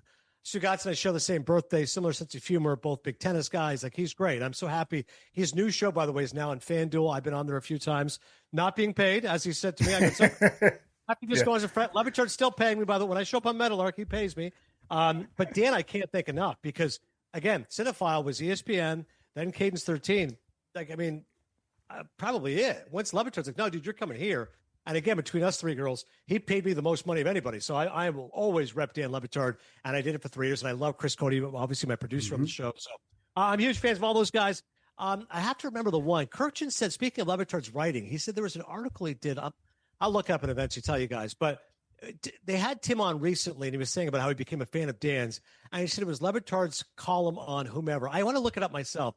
Let's just say a name is Benito Santiago. It wasn't him, but it was something like that. And Kirchen goes, I read that. And I was like, this guy's a hell of a writer. And when he first met Leo, he goes, hey, you're Dan Levitard. He's like, hey, because that article he wrote was unbelievable. So it's a huge upset that Dan, who's a brilliant writer, not published a book. Stugotz, whose book was written, again, just between the three of us, my dear friend Dan Stanzik, Yes. who did get credit on the cover of the book. And Dan was, of course, my longtime producer and still very close friend on Cinephile. And now I've written the book as well. But I should mention Dan was very helpful because I said to him, I need to find a publisher. And a friend of a friend had first mentioned Mango. I mentioned it to Dan, and Stanzik goes, yeah. He goes, we talked about it for Stupidity. We went in a different direction, but Mango did some stuff with us, and they're very, very good. So I cold texted this guy, Hugo, 3:31 on a Sunday. Hey, not sure if you know who I am. My name's Adnan Burke. I'd like to write a book. He wrote back 5 minutes later. Of course, I know who you are. I like your stuff, especially your movie stuff. And away we go. So props to Stugotz. Yeah. That's crazy how it materializes like that. Yeah, a grapevine leads to Adnan writing a book. And I'm curious, in the hundreds of episodes of Cinephile you've done, your work with MLB, your work with ESPN, NHL Network, NHL, Amazon. What was the moment for you? Maybe it was the red carpet. Maybe it was at a sporting event. What was the first Adnan Verk pinch me moment? I just got to do that? Yeah, I mean, there's been a ton of them. I mean, within sports, there's at least a handful. First Sports Center, First Baseball Tonight, first time calling a baseball game on ESPN. That was with Rick Sutcliffe and Aaron Boone calling the Futures game.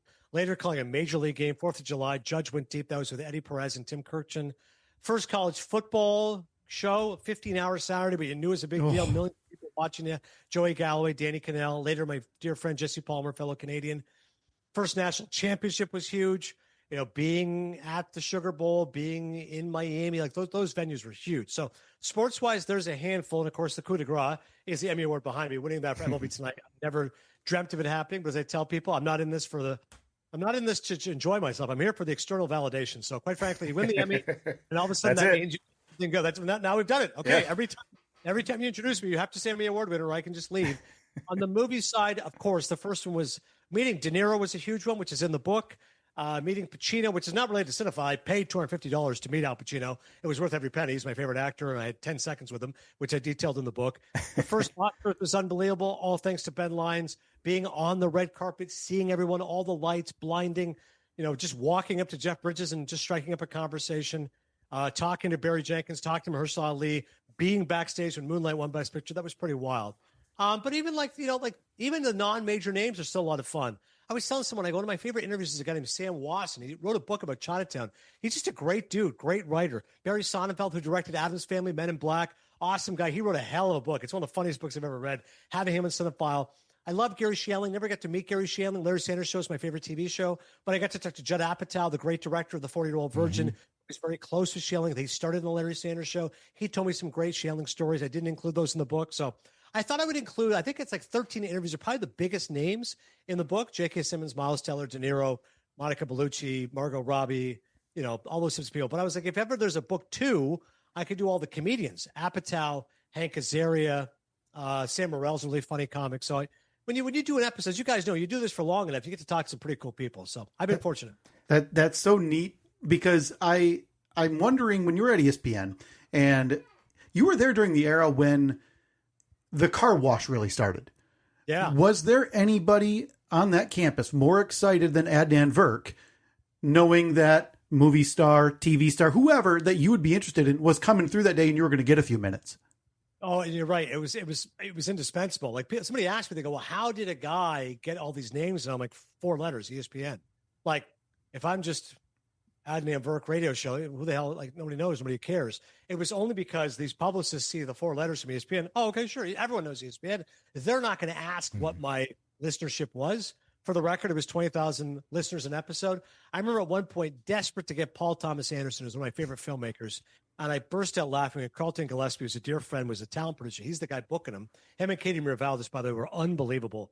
And Carlton texts me, goes, good news, I did message P.T. Anderson's people. This is when Phantom Thread was coming out. What's bad news is you're about 800,000 listeners short of what they're looking for. If they ever asked for the threshold, I was screwed. But normally it was just, hey, Miles Teller's coming to ESPN. And like you said, Kyle, he's going to be there anyways. Why wouldn't he free up 15 minutes for Cinephile? He doesn't know what Cinephile is. It's just, I'm going to be here for 7 hours. I want to do as much as possible. Mm-hmm. So I'll do Sports Center. I'll do NFL Live. I'll do NBA Today. I'll do Baseball Tonight, Cinephile. Like, and again, I can't thank the talent producers enough. They look out for me. They're like, no, we got to get Adnan in there.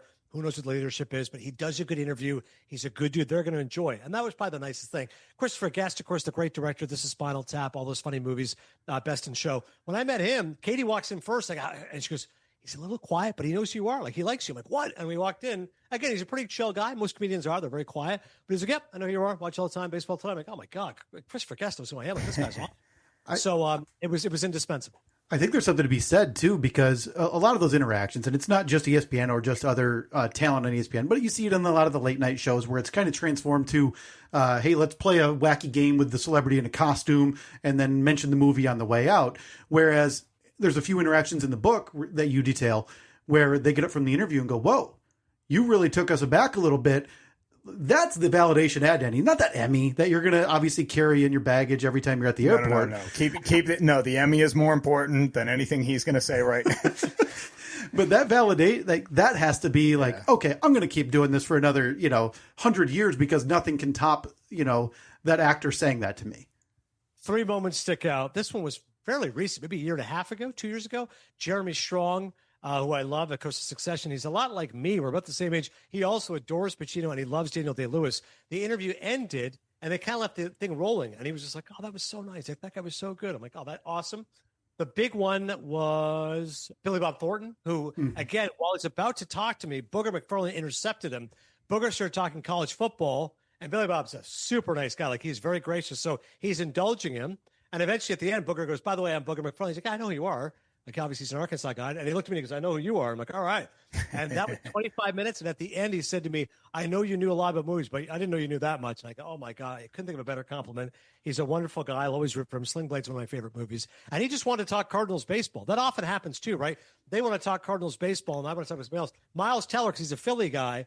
We did talk a lot of Eagles. Obviously, we're both huge Eagles fans. Go Birds. We'll beat the Cowboys Thursday. Mm-hmm. But I want to get Miles talking Flyers, Steve. So, okay, give me a little bit of Flyers talk. I still laugh when I was transcribing in the book. He goes, yeah, I love Legion of Doom, obviously, Lindros. And he said Garth Snow. Oh, yeah. So that Miles Teller dropped a Garth Snow reference. But, of course, De Niro was the biggest one. De Niro, at the end of the interview, again, this is my second favorite actor behind Pacino. The interview ends, and he says, Pakistan? And I said, yeah, because when I talked about Taxi Driver, I said, I'm the son of Pakistani immigrants. I was born in Toronto. I have no relation to this character who's from Oklahoma, in New York, Vietnam vet. And yet I was born in 78. Movie came out in 76. The reason why Taxi Driver is one of my favorite movies is I felt a really strong kinship to the character. De Niro remembers this. 8 minutes later, at the end of the interview, he goes, Pakistan? I said, yeah. He goes, there's a great article you should read. It's called About the Hindu Kush. And he goes, I just read it recently in the New York Times. He goes, if you have trouble finding us, let us know. And I'm like, yeah, you want to give me your cell, Bob? I'll just text you. You can text me the article. But he goes, you should look it up. You would find it interesting. I said, okay. He went back. By the way, Kevin Hart had like 9 people. And to Kevin Hart's credit, he answered every question flawlessly. He was on his phone. Like he was scrolling. He was looking at Twitter. But he answered every question flawlessly. But I'm not kidding, 9 people. Bob De Niro, 2 Oscars, 1 guy. His buddy Stan was with him. Stan was awesome. Stan was like, hey, that was a great interview, man. That was awesome. Like, thanks. When I drove back the 5 hours to Williamsport, because I had to do my actual job working for ESPN Little League World Series, I got an email that said from RDN's office. And I pulled over. I said, there's only one RDN. And it said, hi. Obviously, RDN is Robert De Niro. Hi, this is the article that Bob was mentioning. He wanted you to take a look. And I go, you know what? I've interviewed hundreds of athletes, hundreds of movie stars. Almost the way every single interview ends, they thank you and they leave, and that's it. They're polite, they're accepting, but once it's over, it's over. Patricia Heaton from Everybody Loves Raymond was a great interview. Name checked me out of the gate, just like I did with you guys. I want to make sure your name's right. She goes, hi, Adnan, how are you? Great. The second interview ended. Thanks, Patricia. Click. Like she was gone. It was like, all right, next check. Kim Roth at least gave me like 10 seconds. I was like, hey, man, I really love Reservoir Dogs. Thanks, buddy. Okay, take care. For Robert De Niro to go home in his chopper to Tribeca and at some point go, hey, I just talked to 10 different people. Make sure you get that guy's information and make sure you send that article. He's going to like that. I was absolutely floored. It tells you a few things. One, De Niro's a good listener, part of why he's such a great actor. He's paying attention to you. Two, pretty intelligent guy, reads the New York Times every week. He's learning about other cultures, different things like that. Oh, Pakistan, that would register with him. And three, just like his attention to detail, like the fact he was able to retain that on the fly. That article wasn't recent. Remember when I looked it up? It was like maybe a couple of years old. Yeah. I don't know. That never happened. So Bob De Niro, the best. That is so good to hear. It's so nice to hear when it be somebody that you love so much that is, such a figurehead in their industry, and you hear that they actually are a good person. Because nobody likes to hear that the person that they're a huge fan of, it's like you go to the show, you go to the concert, and you get to meet the rock star, and they're a dick to you. It's so nice to hear that, especially about De Niro. Yeah. Like when people say never meet your heroes, and yet two of the blurbs in the inside cover of the book, which Kyle has, are literally my two favorite broadcasters, Keith Olbermann and Bob Costas. Keith, I used to fill in on his show. One of the great, by the way, you mentioned spine-tingling moments. Keith Olbermann is my favorite broadcaster. I got to fill in for him 25 times at ESPN on his show. Unfortunately, Keith had shingles, which is why I kept going in to fill in. But again, just like Cinephile, the first 78 episodes, totally free of charge. Dan Stanzik's working on Mike and Mike. I'm doing baseball. I'd come in 3 hours early just to tape a 15-minute interview with J.K. Simmons because it was so important to me. Like, that's the lesson for everybody out there. Like, if you do it for free, don't let you do it. Same thing. I want to fill in for Olbermann. I want to be known as Olbermann's guy. I'll fill in for free. No problem. I can make money in other jobs. When I asked Keith for a blurb, he's like, yeah, of course. I listen to his podcast all the time. He was the first one. I texted 10 different people. I think Keith sent me his blurb like within 3 hours. He's like, hey, I didn't hear back from Mango. Here you go. Like, it was unbelievable. Costas, who I become friendly with because MLB Network, the first time we had Bob on MLB Network, he referenced something I had said earlier. He was like, by the way, I did a nice Spartacus reference because Brian Kenny was talking about old school starters finishing the entire game, how it's something, a relic of the past, like a gladiator. And I go, yeah, like Kirk Douglas and Spartacus. And so Bob, in his interview, again, kind of like Bob De Niro, referencing something, goes, hey, I did a nice Spartacus reference. Like, okay. The next time he was on, I'd reference Get Shorty, the Barry Sonnenfeld film. And Bob had said, I got to tell you guys, because this Adnan Virk guy, he goes, with these references and these movies and shows, I did a show called Later with Bob Costas. If there was a different era, it'd be called Later with Adnan Virk. Like, I'm blushing. I'm so embarrassed. I get home, and this is kind of like the De Niro story. I'm about to tell my wife, like, you don't understand how nice this guy is. The text came from him. No joke. I really am a fan. BC. Like, Bob Costas. I fell over. I'm like, are you kidding? You're Bob Costas. Yeah. He's a 29-time Emmy Award winner. Like, that's unbelievable. And we've kept up a text relationship. I had dinner with him and Ben Mankiewicz. He wanted to meet Mankiewicz, who, of course, is a TCM host. I know Mank because of the movie stuff. So I said, hey, buddy, I know you're in LA, but next time in New York, we have to get dinner with Bob Costas. He goes, okay, great. And it was unbelievable. We literally talked old movies and shared interests and stuff. Mankiewicz also wrote a great blurb for the book. He's obviously an unbelievable talent. But yeah, I'm like, dude, I can't think of like one person who I deeply admire who has not been unbelievable. Oberman, Costas, Mankiewicz, De Niro. It's crazy. The one remaining, I swear to God, Steve, is Ron Hextall. I said to my kid one time, I go, one day, I'm going to be 50 in 3 years. We have to set up a Zoom with Ron Hextall. I've heard from a few people, he's not the friendliest guy. So I go, this might be the one. Ron Hextall might blow me off. Or he might go, holy shit, this guy loves me. I can give him 5 minutes of my time. And when I tell you that I can recite Gene Hart's call of Ron Hextall's first goal, I am not lying. I know it word for word. Oh, I love it. 88, I think he scored. 87 was the cup. Yeah. So in this world, obviously, you have to suspend disbelief a bit. But say the Oscars are taking place the same night as Game 7 of the World Series and maybe Game 7 of the Stanley Cup, and you're getting the phone call from everybody to somehow be there and do, in any capacity, your work. Which one are you taking? Yeah, Game 7 of the World Series. People always seem to be a little surprised by that because they're like, wait, you wrote a book called Cinephile, you love movies so much. But as I explained to people, I'm not a film critic who likes sports. I'm a sportscaster who loves movies. Okay. So But the original goal as a kid was I wanted to be a director. I went to school for radio and television arts, and I made a short film, and it wasn't very good. And that was the moment I realized, I said, no, directors have like this visual sense, which I don't have. I'm obviously a very verbal person. I'm a literary person. So I have to find a living with my words. So the backup option very quickly was like, well, sportscaster. I love sports. I've always been a huge sports fan. It'd been my dream to be Keith Olbermann, Bob Costas, all these people John Saunders I admire. So that's the best way I look at it. Like if I hosted the Oscars, if I was Jimmy Kimmel, obviously it'd be unbelievable. You'd lose your mind. But like I've been on TV now for 23 years. I've been a baseball fan for 40 years. I'll be a baseball fan for the next 40 years. Like some movies are good. Some movie years are good years. Some movie years are bad years. Part of one of the reasons I wasn't dismayed the cinephile ended is, as you guys know, movies aren't as good as they once were. Somebody asked me, do I miss this podcast? And I said, no, because now I just only watch the new movies that I really want to see. Highest to lowest, Denzel and Spike, the new Naked Gun. But I'm not going to see Weapons. I know everyone says it's good, but I'm like, yeah, I'm not a big horror movie guy. Right. I don't do podcasts. I'll watch it when it's streaming at some point. I'd rather watch an old movie or just watch sports. Like I'm a huge tennis fan. I'm watching the U.S. Open. Like I find with movies, I'm more interested in the movies of my youth. You know, the Fargos, the Sling Blades, the Pulp Fictions, or the movies of the 70s before I was born, The Godfather, Serpico, etc. So listen, I love movies. I always will, but I don't think they're as good as they used to be. And as I said in the last chapter of my book, that's fine. If they want to keep making Marvel movies and IP movies and stuff that I don't care about, that's okay. There's enough old movies that I can always watch and enjoy. But yeah, I mean, I have so many different dreams, but to cover a World Series like on the host broadcaster, like I've been at the World Series for ESPN or MLB Network. If I was on Fox, welcome to Fox, tonight's Game 7 of the World Series, and I'm the first guy talking, that would be the true dream. Hard to beat. And we've taken up way too much of your time. I know you probably won't believe this. I had 2 pages of items that I wanted to play a game. I wanted to play a version of Add In or Add Out in honor of Stu Gatz. We had movie questions, baseball, so much to get to, but I feel bad taking up more of your time. All that means. No, listen, Kyle, I've been terrified. I'm looking the entire time, the time left on the Zoom, because you have time. I see 6 minutes and 23 seconds. We're going to take this sucker down to 30 seconds. Okay. We have 6 all right. left. Let's do it. All right. Okay. Well, I did have a quick question. Yes. And it kind of combines both your worlds, movies, and sports. But just know that the way that you answer this question is going to solidify my opinion on you moving forward. Okay. Up until this point, it's been very good. But this could, determine how I feel about you forever. What are your thoughts on Happy Gilmore 2? If I didn't see it, this is one of the reasons why this is why I'm so glad I no longer do the podcast. I've never been a huge Adam Sandler fan. I met him once. Very nice guy.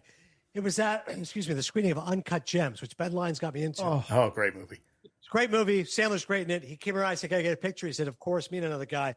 The other guy, I'm like, I got to crop this guy. I don't know why he's in the picture. Sandler made a joke. I got to suck in my gut. Nice meeting you, buddy. Yeah, for sure. I think I said to him, I love Punch Drunk Love. Yes. It was basically a way of saying to him, I don't like your movies. Because the movies people say to you are The Waterboy and Happy Gilmore. And I don't like those movies. I like the other stuff you do, which is Punch Drunk Love, Uncut Gems. Those are the two that I really like. Just the non-Sandler fan. So I think he registered, even like, yeah, this guy's not one of my guys. He just likes the other stuff. But thank you. I'm like, yeah, of course. Yeah, that was a perfect. He not nominated for Uncut Gems. He was unbelievable in that movie. That was a great compliment. I mean, it's a compliment, or it's an insult disguised as a compliment. Yeah. So my issue with the movie, by the way, one small issue, and I got to meet the director. It was either Benny Safdie or Josh Safdie. I think it was Benny. I go, hey, one thing. He goes, yeah. I go, Sandler goes, put ESPN back on. He goes up to Ben. I go, yeah. I go, game's not on ESPN. It's on TNT. My friend sent me. He's going, oh my God. I go, why? He goes, no. And he has it on his phone.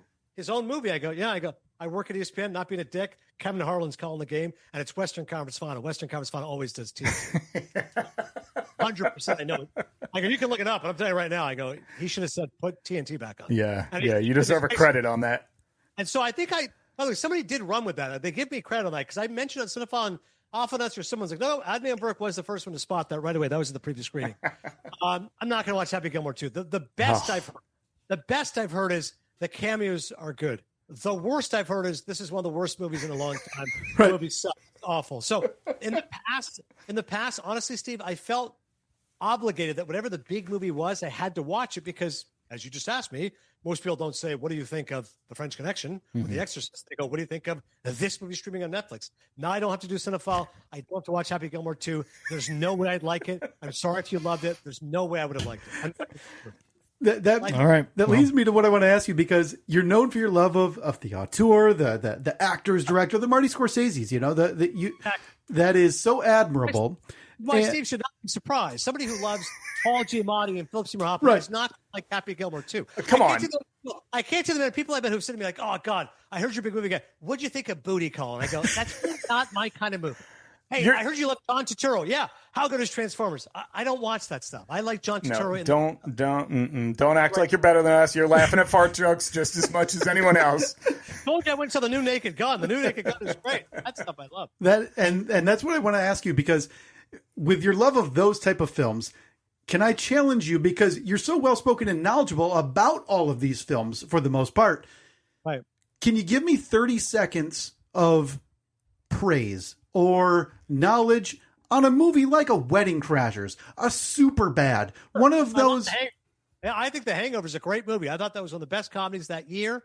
What I really was so happy about The Naked Gun is Seth MacFarlane made this joke. He's a producer. By the way, Seth MacFarlane's unbelievable. Speaking of fart jokes and potty jokes from past year, he does all that on Family Guy. But like me, he is a huge Sinatra guy and a hell of a singer. Yeah, he is.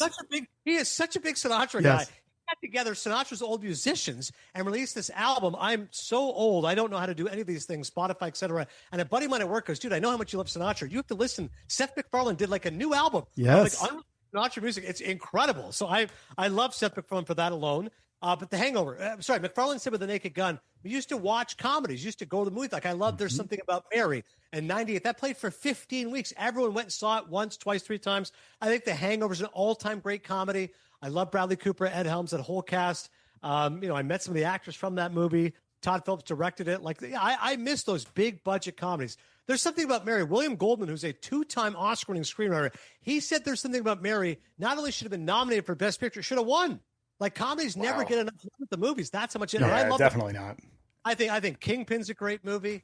I certainly love Dumb and Dumber. I mean, I love Ace Ventura because of Carrie, Canadian. But I like a lot of. I just don't like Sandler. Like when people go, "Hey, of all these comedians," I go, Carrie, check. All those other actors, check. John Candy, I love. Chevy Chase. But when they go Sandler, I go, not as crazy in the same. Can't get there. We got less than a minute. Okay, I want to play a really quick round of adding in or adding out in honor of your dear friend Stu Gotts. Yeah. And I'm going to give you some rapid fire adding in. If this is something you do, adding out. Obviously, it's self-explanatory. Adding in, tipping on a takeout order. You're going to pick it up, you tipping. Yeah, but a small amount. I'm really pissed, by the way. You go to watch a ball game now, and you order it, and they hand it to you. I worked at McDonald's for 2.5 years. You didn't get a tip there. Now all of a sudden there's a tip. I go, no, I'll give a $1 tip, and that's it. Oscars having comedy categories. Adding in, add out.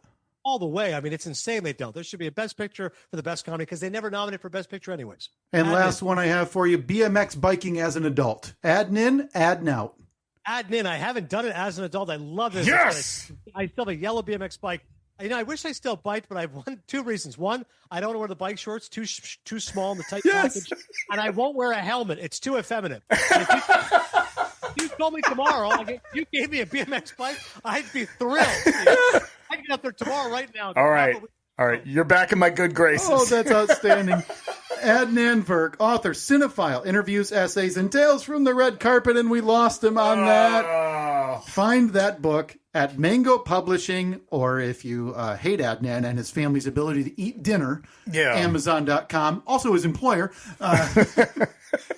Emmy Award winner for MLB Tonight, MLB Network, NHL Network, host of Amazon Prime Monday Night Hockey, and NHL Unscripted Verk and Demers podcast. You can find Adnan all the way there.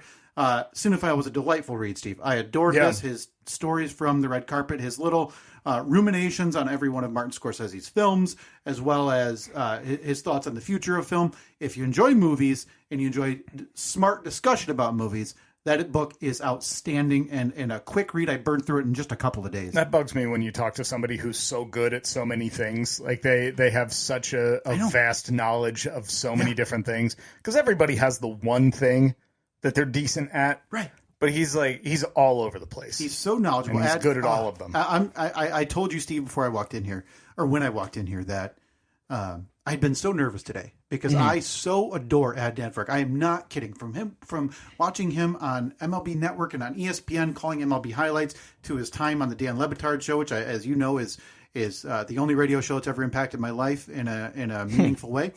And to be able to talk to him had me so kind of nervous today Yeah. that I had sweat through a T-shirt and I had to change before I came here. Oh, my buddy.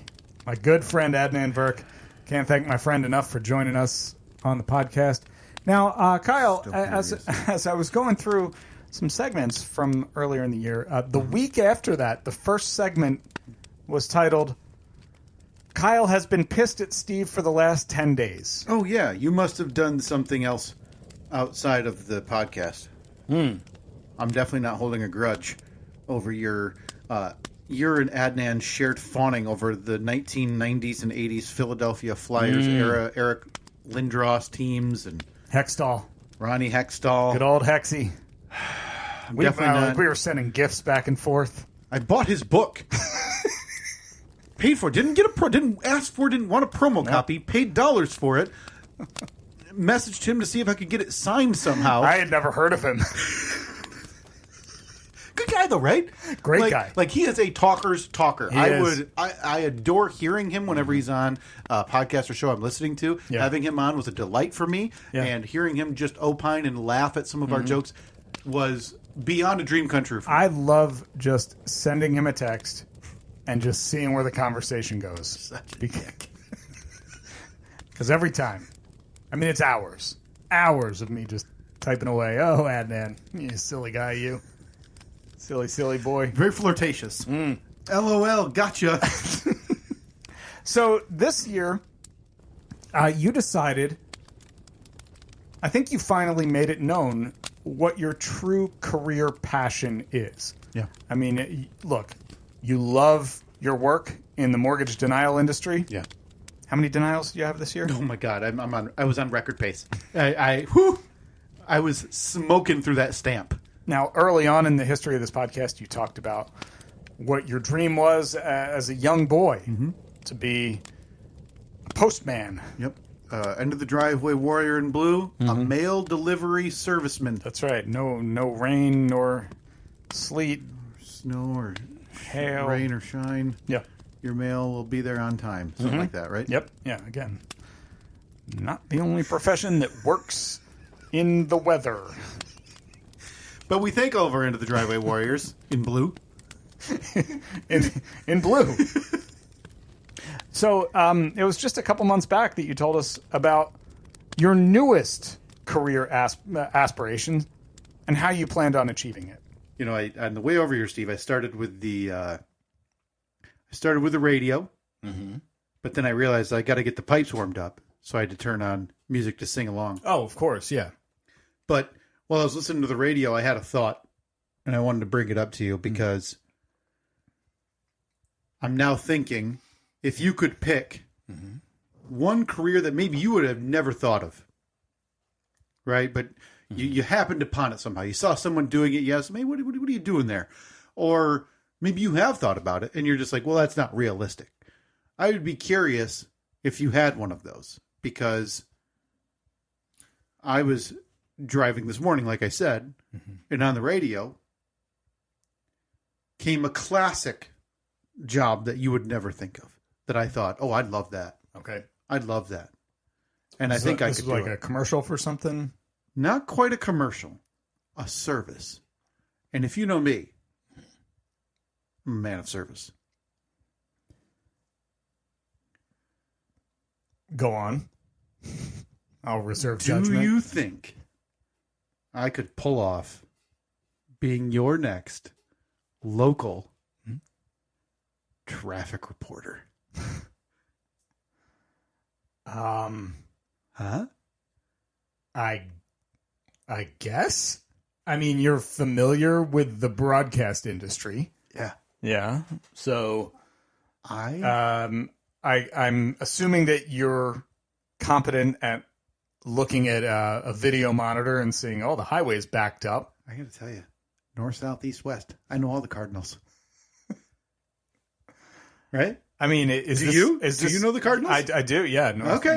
I remember it by never eat shredded wheat. You'll be able to listen. See, I'm a natural trafficsman, so I don't need acronyms. Right. I just know. LaToya Houston taught me that in middle school, and I have never forgotten it. So, Why does shredded wheat have to take a stray? Look, Just for you to I don't remember know. your Cardinals. Maybe LaToya was not a fan of shredded wheat, but she was a fan of using it in that palindrome for never eat shredded wheat. Northeast, Southwest. Hand to God, I still use that on a regular basis. I think of this and I think of what you see and hear about in, I guess it was in some movies, but it might not even be a thing anymore in the major cities, right? To where they would be in the chopper. Mm-hmm. And I thought of this because I heard the person doing traffic, and I've heard this person doing traffic in our area plenty of times on different radio stations. Mm-hmm. And that person does not have a voice for radio, Okay.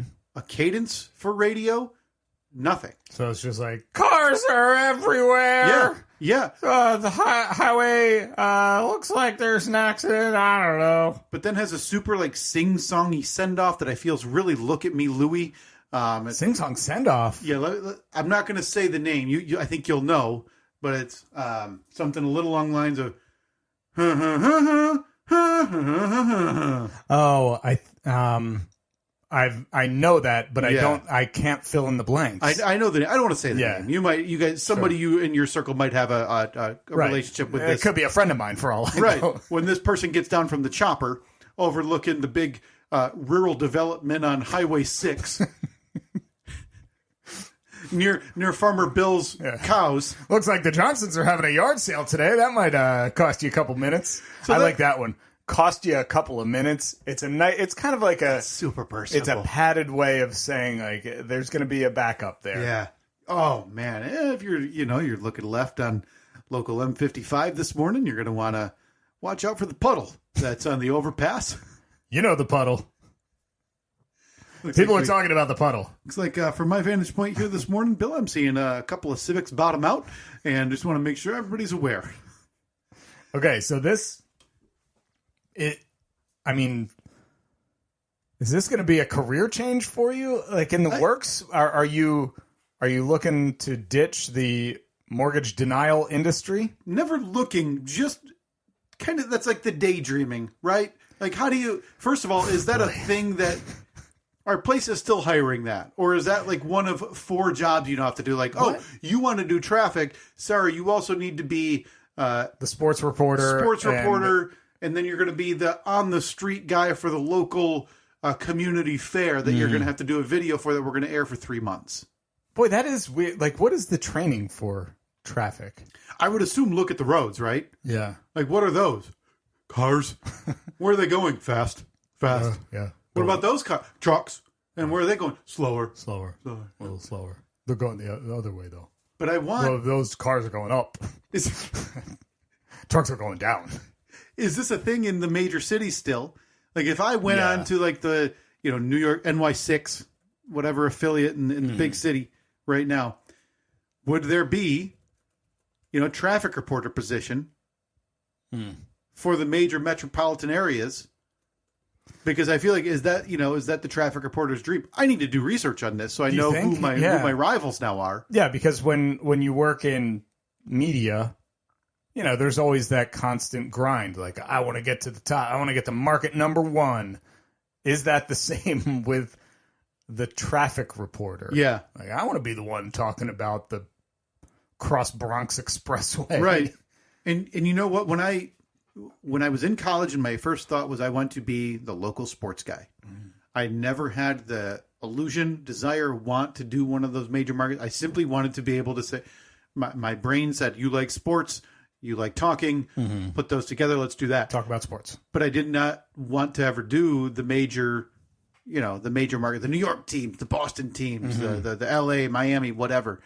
But I feel like there is a degree of difference between me talking about the 2 highways we have that go through our town and being in a chopper overlooking all of the new. Boy, but also, I'd love to be in the chopper, though. there's a degree of ease of that, right? I mean, I don't want to say it's easy, but like, you can guess what New York traffic's going to be, right?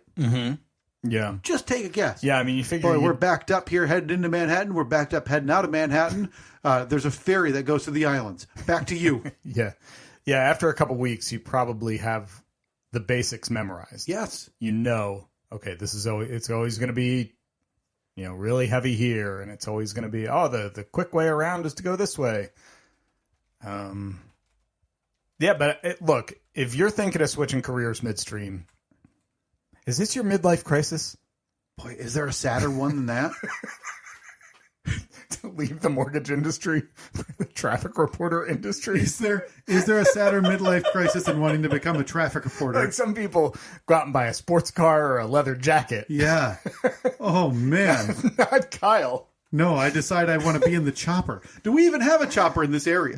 Boy, I don't think so. So like, if I were to contact the local news org and say, hey, you guys are slacking. You've got the digital map behind you. You guys are using a green screen. That's not good enough for your consumers. No. Okay.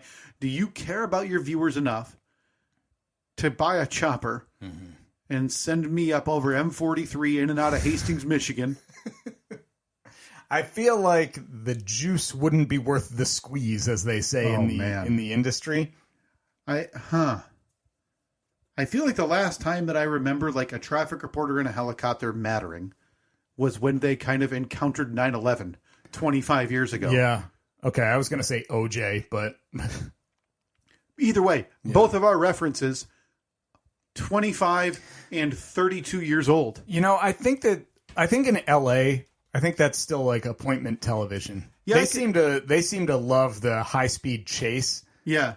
Where they use the chopper, and I'm assuming that is the traffic chopper, which has now just been turned into the high-speed chase chopper. Because in LA, do you think there's people who are the chopper traffic reporters, the CTR, sorry, are they, like anytime they're in a car with someone, they see them using Waze or Google Maps, are they just furious? You think they like accidentally spill their coffee on this on the screen or on the phone or whatever the person's using for GPS? You could have just asked me. Yeah, I mean, don't you know? And if you're in this area, you know who I'm talking about. But also, all right, let's skip over all of the details that are going to get you to your dream career now. Well, your new dream career, because again, you didn't quite achieve your childhood dream career, which was putting mail in mailboxes. If you think about it, I'm now over 2.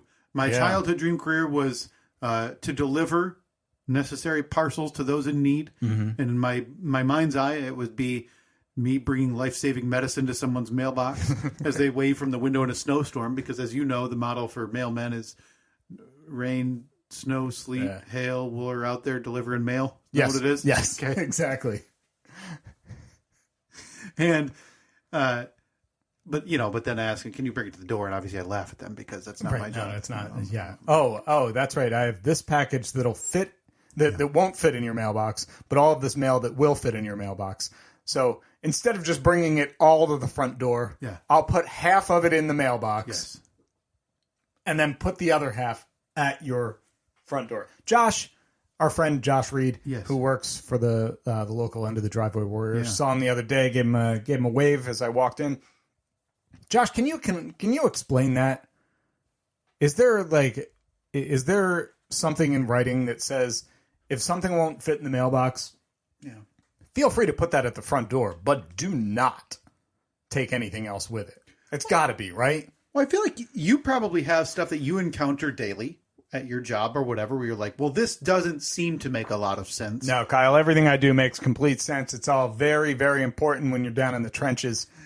Lives are on the line. You probably do have, now that I think about it, lives are on the line. The least relatable job of anybody. Because when someone says, oh man, we were building this house today, got the concrete poured, you're like, yeah, don't I know it? We missed the hard out by, 8 seconds and we screwed up the affiliates and now we got an ad. That's a big deal, Kyle. Time is money. Now Time we got to make good to this. Follow the bouncing ball. Yeah. Somebody lost a life because of that. So I had to do a make good for SimpliSafe. And then don't even get me going on what happened with the Adam and Eve ad. As you see this guy with just bloodshot eyes because he's been sniffing concrete for 12 hours today. Trying to relate. So Okay. I So I started with the mailman, and then I grew up because I became an adult, and I was like, well, I want to talk sports on the local television station because that's the next logical step. So yeah, I'm over man, two. with all the professional teams in our city here, you got a lot to talk about. So now I need to make this third one happen. Okay. I need to figure out how I can become the man in the sky, your local traffic reporter, Kyle, to keep you all up to date on your morning and afternoon commutes. All right. Well, we have to, as I said, we have to suspend disbelief and just assume that you're already in that role. Okay. You're in the chopper right now. I've made the career move. Day one. Mm-hmm. You've talked about all the accidents, all the backups, the delays, maybe given the Kyle shortcut to, you got to have some kind of catchphrase. Do you think that's my bit? Do you think I've got like a Kyle shortcut? Whatever your thing is, it has to have a catchy sign off, like the one that you were talking about earlier. Yeah. So if you could give us, what's your sign off going to be? So everybody knows, like the quote that people are going to be saying when they're, we're making their way into the office that morning. Like, oh man, I thought I was going to be late, but because of Kyle's whatever, I'm good. Oh man. I mean, I'm going to need to workshop this, right? Because right off the top of my head, I want to take this job seriously. My name is Kyle. Don't end up in that pile of cars. Boy, that'd be. Can you imagine coming out of and we have reported fatalities at that accident. My name's Kyle. Don't end up in that pile of cars.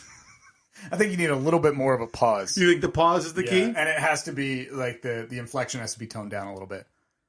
Well, it's almost like when you watch a football game, right? And normally when they go to commercial, they have the same music that plays every time.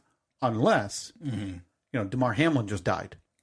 Yeah, then it's a little bit different. And then it's like funeral music playing as Joe Buck talks just a little bit more quietly. Yeah. Back after this.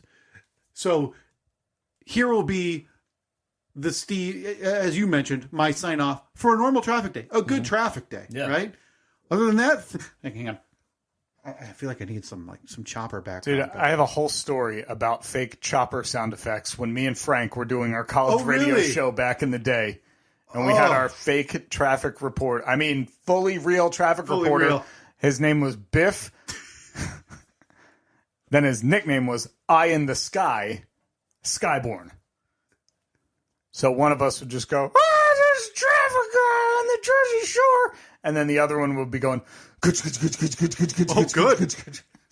So that helicopter sound effect. Yeah, no, I get it now. Boy, I guess I thought there was going to be more to it than the heaviest chopper blades known to man. I appreciate that, though. Okay. No, this is back in the late 90s, so the microphone technology hadn't advanced to where we are now, where it sounds like you're in a soundproof booth. So it'd be good. Let me give you what the normal sign-off then would sound like. Okay. And obviously, I'm in the traffic chopper, the TC, so this is how it'll sound. Yeah, we're in that little pile up there on 44th Street East. If you're going to want to jump down to 36th Street East, that looks nice and clear for you. And that should be all for your traffic today. My name's Kyle. You don't want to end up in that pile of cars. But now, let me come out after, obviously, like we talked about the Damar Hamlin. Sure, which, you never want, as a traffic reporter, this is your biggest nightmare. Yeah. Right? Maybe put that on the poll. As a traffic reporter, do you ever want the Damar Hamlin? No, that just makes sense. So let me, okay. Again, that's northbound M37. It looks like there's a bit of a multi-car pile up there, and I'm hearing from the police chatter that there are fatalities. My name's Kyle. Don't want to end up in that pile. Finish. Of cars. You made any progress on that? What do you think is a more viable career option? Like, would it be becoming a radio or television traffic reporter, the eye in the sky, if you will? Yeah. Or a mailman? What's more viable? Yeah. What do you are both of those super realistic? No. I think that becoming any stooge can get a job at the post office. Oh, sure. We know that. Wait a minute. I mean, our friend Josh is living proof of that. That's right. Yeah, you just have to have functioning. I don't even know if you'd have functioning two hands. I don't even know if he has legs. Honestly, I've never seen him from the waist down. He might just be rolling around on one of those AV carts, for all I know. Steve, there is something we do on this podcast, and when I scroll and think about some of these that we've created, that we have a long track record of creating really good characters. This goes back to Solstice. Sammy, I'm seeing off the top of my head, Corn Man. Oh, Scare Corn. The Beard Father. Johnny the Duck and Lisa. Captain Crash. Barney Baloney. Jenny Man. Okay? These are things you and I have a real knack. We have a whole universe. We really do. We have a Simpsons-sized universe of podcast created characters. And we were able to add to that this year in droves. And again, most of them weren't even able to make the year in review. Yeah, this one was kind of a surprise going back and listening to it to see how this one came to fruition. And it was very simple how it did. We were talking about my upcoming trip to Indianapolis for Thanksgiving and what Annette and I were tasked with bringing. Mashed potatoes or corn casserole. And it was simply me saying the word outlaw instead of outlier that led to the creation of Six Gun. A couple of weeks ago, you and I in the last Fast Five we did I believe we did a Mount Rushmore of Thanksgiving food. Oh, yeah. And for years, for this family gathering, you and Annette have been tasked with the mashed potatoes. Yeah, I think we only actually did mashed potatoes twice. Because some of 2 years ago when we were in Indy, and it'll be 2 years ago in Indy, everything was catered. And it was great. Okay. Yeah, wow. we paid $50, and so in addition to the hotel, you paid a little extra to have all the food brought in. Yeah, her cousins found a caterer. They figured everything out. I think the only thing that we really brought was little snack stuff that we could eat during while we're watching football games. So everyone brought a bag of chips or some beer or some soda or whatever. Didn't that make you want to do that every year? It was pretty nice. Because instead of the idea of, no, Evelyn, don't let the crock pot fall over on this 4-hour car ride, seems extra difficult. Yeah, because Evelyn and Nikki, in their car seats, were both holding scalding hot crock pots. Because the food's already hot. Yes. Yeah. No, Nikki, you can't eat the beans. So my last memory, I thought, and I apologize, I forgot about the catering, was that you guys were on mashed potatoes. And I believe I asked you a couple years ago if you could try to make a push to move up the totem pole. Yeah. So let me ask you now, this is year five then of the new? Probably, yeah. Okay. What are you guys responsible for in year 5 to bring down to the communal Thanksgiving? Okay, well, it's funny you say that because I actually have the spreadsheet pulled up. Because a spreadsheet was sent out about a month ago and it's hey, everybody, sign up for certain things. I want you to start to make this make your mark, right? Okay. You're the outsider here, right? Yeah. Everybody's oh, second cousin Steve's coming again. Mm-hmm. Great. And then that's hey, that's my husband, but that's beside the part. You're the outsider. Right, you married into the family. Right, yeah. Right now, you're just there. You're a bump on the log. Hey, you got a beer for the football game? That's you. Yeah, I'm the outlaw. You're the outlier. Big difference. Well, I mean, you got in-laws, and I'm the outlaw. I feel like outlaws inherently hey, tough guy. I learned hey, outlaws coming in. Well, I mean, I'm wearing my leather pants, so I'm wearing my vest and my chaps. What's that on the poll too? Do the outlaws always wear leather chaps to the Thanksgiving dinner? You know that I'm going to have my 6-shooter. Of course. Strapped to the belt, dangling down, hat crooked. If I were to walk in, hey, maybe a piece of straw in my mouth. What's it going to take? I'll get it for you. I'll get the chaps. Okay, and we're not doing like the joke doesn't also need to be that they're like, you're wearing nothing underneath them. No. Mm-hmm. The chaps are fine. That's the joke enough. Chaps, hat. Yeah. I mean, we could get you a piece of straw. What's it going to take? That would be the big holdup. Yeah. Can't find it anywhere. Leaving the house in 10 minutes. I can't find the straw. What would it take to get you to just... I'm not saying this is your thing the whole time you're there. Obviously, it's a one-time gag for you to walk in to the first family gathering in an outlaw getup to Annette's family. So this would be with zero explanation? Well, obviously, you'd explain when they ask, like, hey, Steve, what's going on? You go, and you can't break character. You don't call me Steve. Call me Six Gun. Because I got 6 guns. Boy, that's a lot of guns. Well, for some people. You may be an in-law, but I'm an outlaw. I'm thinking you walk in and you...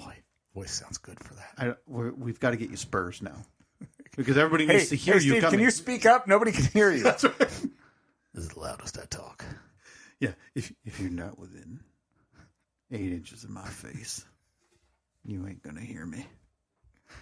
So no, I can't speak up. So we need to get you spurs. The name's Six Gun again, just in case you forgot. You're going to walk in, tilted cowboy hat. So, clink, clink, clink, clink.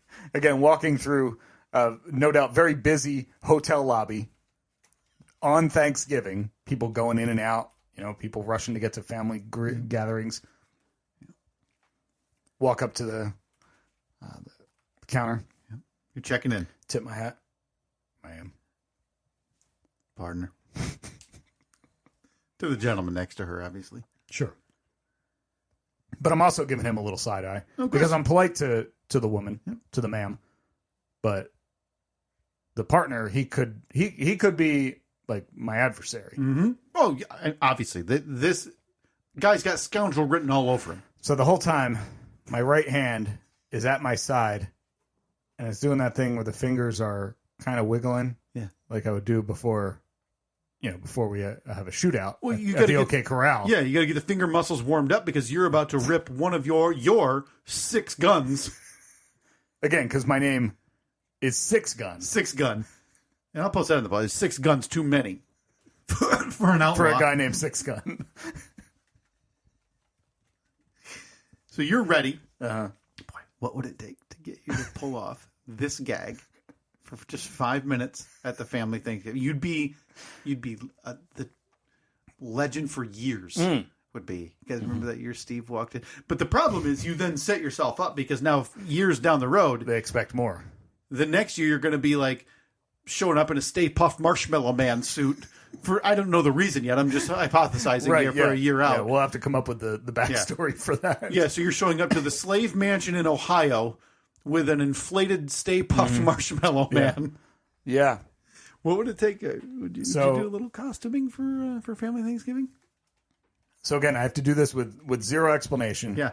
I don't even get to send them this audio in advance and be like, hey, just everyone listen to this. You can send it to them after, but are they really going to want to listen to it before or after? No, I can't imagine they are. I'd say the chances of me doing this are pretty slim. Pretty slim.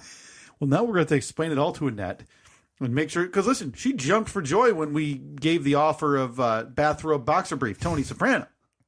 So maybe we're just underestimating your wife's willingness to make the family laugh. Yeah. When you, the early to mid 30-something outlaw.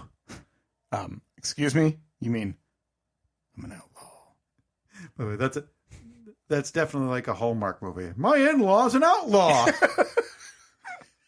And it's you with brain damage, assuming you're an old Western outlaw. But she just can't kick her old love for the outlaw. Yeah, exactly. Yeah, because she's back in town from the big city for the holiday, and I own a Christmas tree farm. That's right. And, I'll be darned how love just happens to happen in the most magical of places. Yeah, love finds a way. The outlaw-run Christmas tree farm. But we digress. Yeah. What? You got the spreadsheet about a month ago. Hold on. I'm trying to reverse engineer this. Oh, how you became an outlaw wearing Yeah, chaps yeah, and spurs yeah. and 6 guns at once? Yeah, I don't think we'd have much luck with that. Where or what, when and what did you sign up for to bring? Because again, I'd like to see you start to move your way up the family ranks for Thanksgiving food. Okay, so you're not satisfied. I'm satisfied with mashed potatoes because I think you and I both agreed mashed potatoes were on the medal stand when we ranked them. I think we both had them at bronze. Especially my mashed potatoes. Like, I don't like to toot my own horn or anything, but That's what I was starting to, before we got sidetracked with outlaw talk. I sidetracked. wanted to ask you as well. Are you doing anything? Because any schlub, I'm talking Evelyn, Nikki B, like they could sit there. You could say, hey, use this, hold it in there and swirl it around for like 5 minutes until there's no lumps. Okay? Yeah. Yay. Done. I need to know, are you starting to make the potatoes your own? Oh, yeah.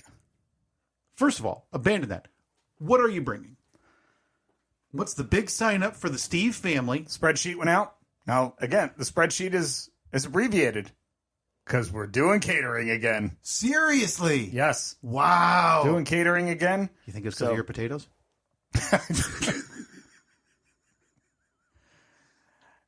Could be. I think they all left Indy last year. And they went to the group chat, the in-law group chat. Right. And so everybody's in that one except for the outlaw. Right. Well, the outlaw doesn't have a phone. Outlaw's got that piece of straw.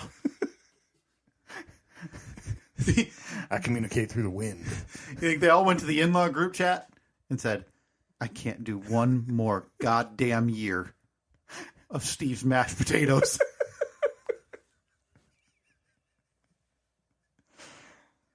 Okay. Am I Steve? I'm trying to. Am I Steve or am I Six Gun? I'm confused. Rewind 30 seconds. The in-law group chat takes place. This is, November 28th, the day after Thanksgiving. I can't do one more year of Six Guns goddamn mashed potatoes.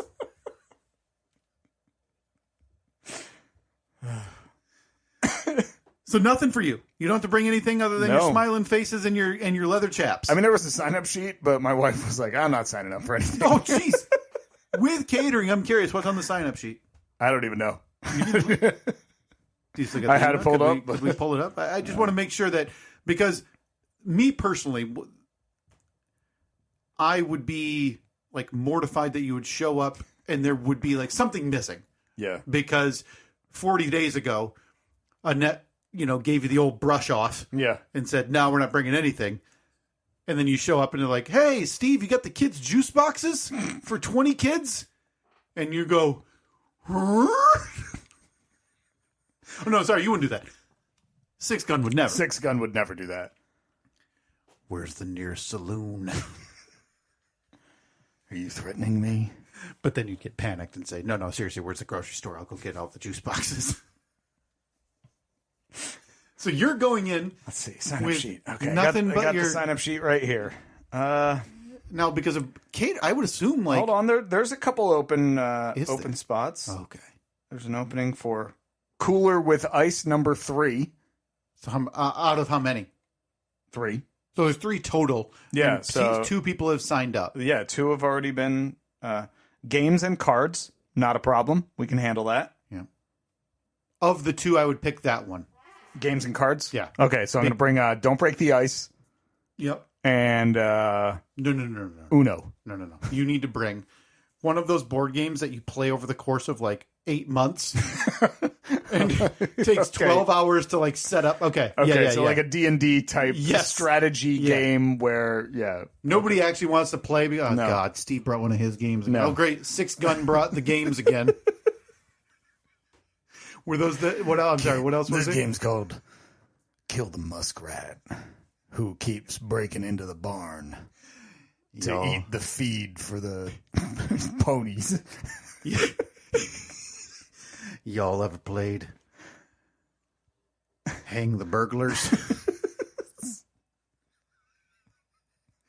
Got the gallows out front. Y'all ever played I don't trust my neighbor as far as I can throw him? Now Steve's banned from communal Thanksgiving because Six Gun was from a different time. What cooler number 3, cards and games. What else is on there that's still unclaimed with less than 2 weeks to go? Oh, it's a shame. Somebody signed up for Cowboy Caviar already. I know, but for the listener, explain to them what Cowboy Caviar Cowboy is. Caviar, it's like a 7-layer dip type thing. Oh, okay. Yeah. Got it. Like a bunch of sour creams and cheeses. Because Six Gun makes a damn fine Cowboy Caviar, but we just call it caviar. I walk in. The lasses come a-calling for Six Guns Caviar. Okay, so are those the only 2 blanks? Cold appetizer number 2. Yeah. I mean, I'm thinking like a CHR charcuterie board, right? Would that be like in that? We could, vein, in the vein of that. Yep. Now, is that for like introduction night or something? Yeah, I guess so. Okay. You All right, can't so cooler allow- with ice. You're gonna do No cooler? problem. I'm gonna do cooler with ice Gotta do cards and games. and cards and games. You're gonna do both. Oh yeah. Okay.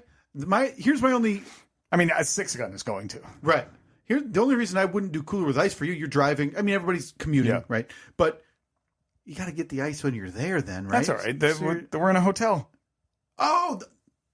Totally I'll bring the cooler, which will be filled with all the other crap that we have to bring there anyway. Right. Then I'll just dump that in the room. Oh, And then go to the thing at the end of the hallway. Let that thing purr for a minute or two, fill up that cooler, and then take it in there, look like the hero. could you do me just one favor here when you're there? Yeah. And take an informal, for me if you could, an informal straw poll. Mm-hmm. Like maybe you're having a sidebar, right? You mean piece of straw pole? Cousin Billy and Outlaw Six Gun are having just a sidebar, right?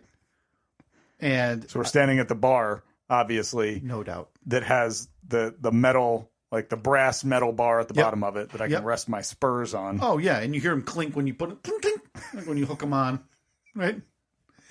And I need you to get to the bottom of what people thought of your mashed potatoes, Okay. So because I think you may have ended Everybody Brings a Dish boy, on accident. when you put it like that, Just want to be sure.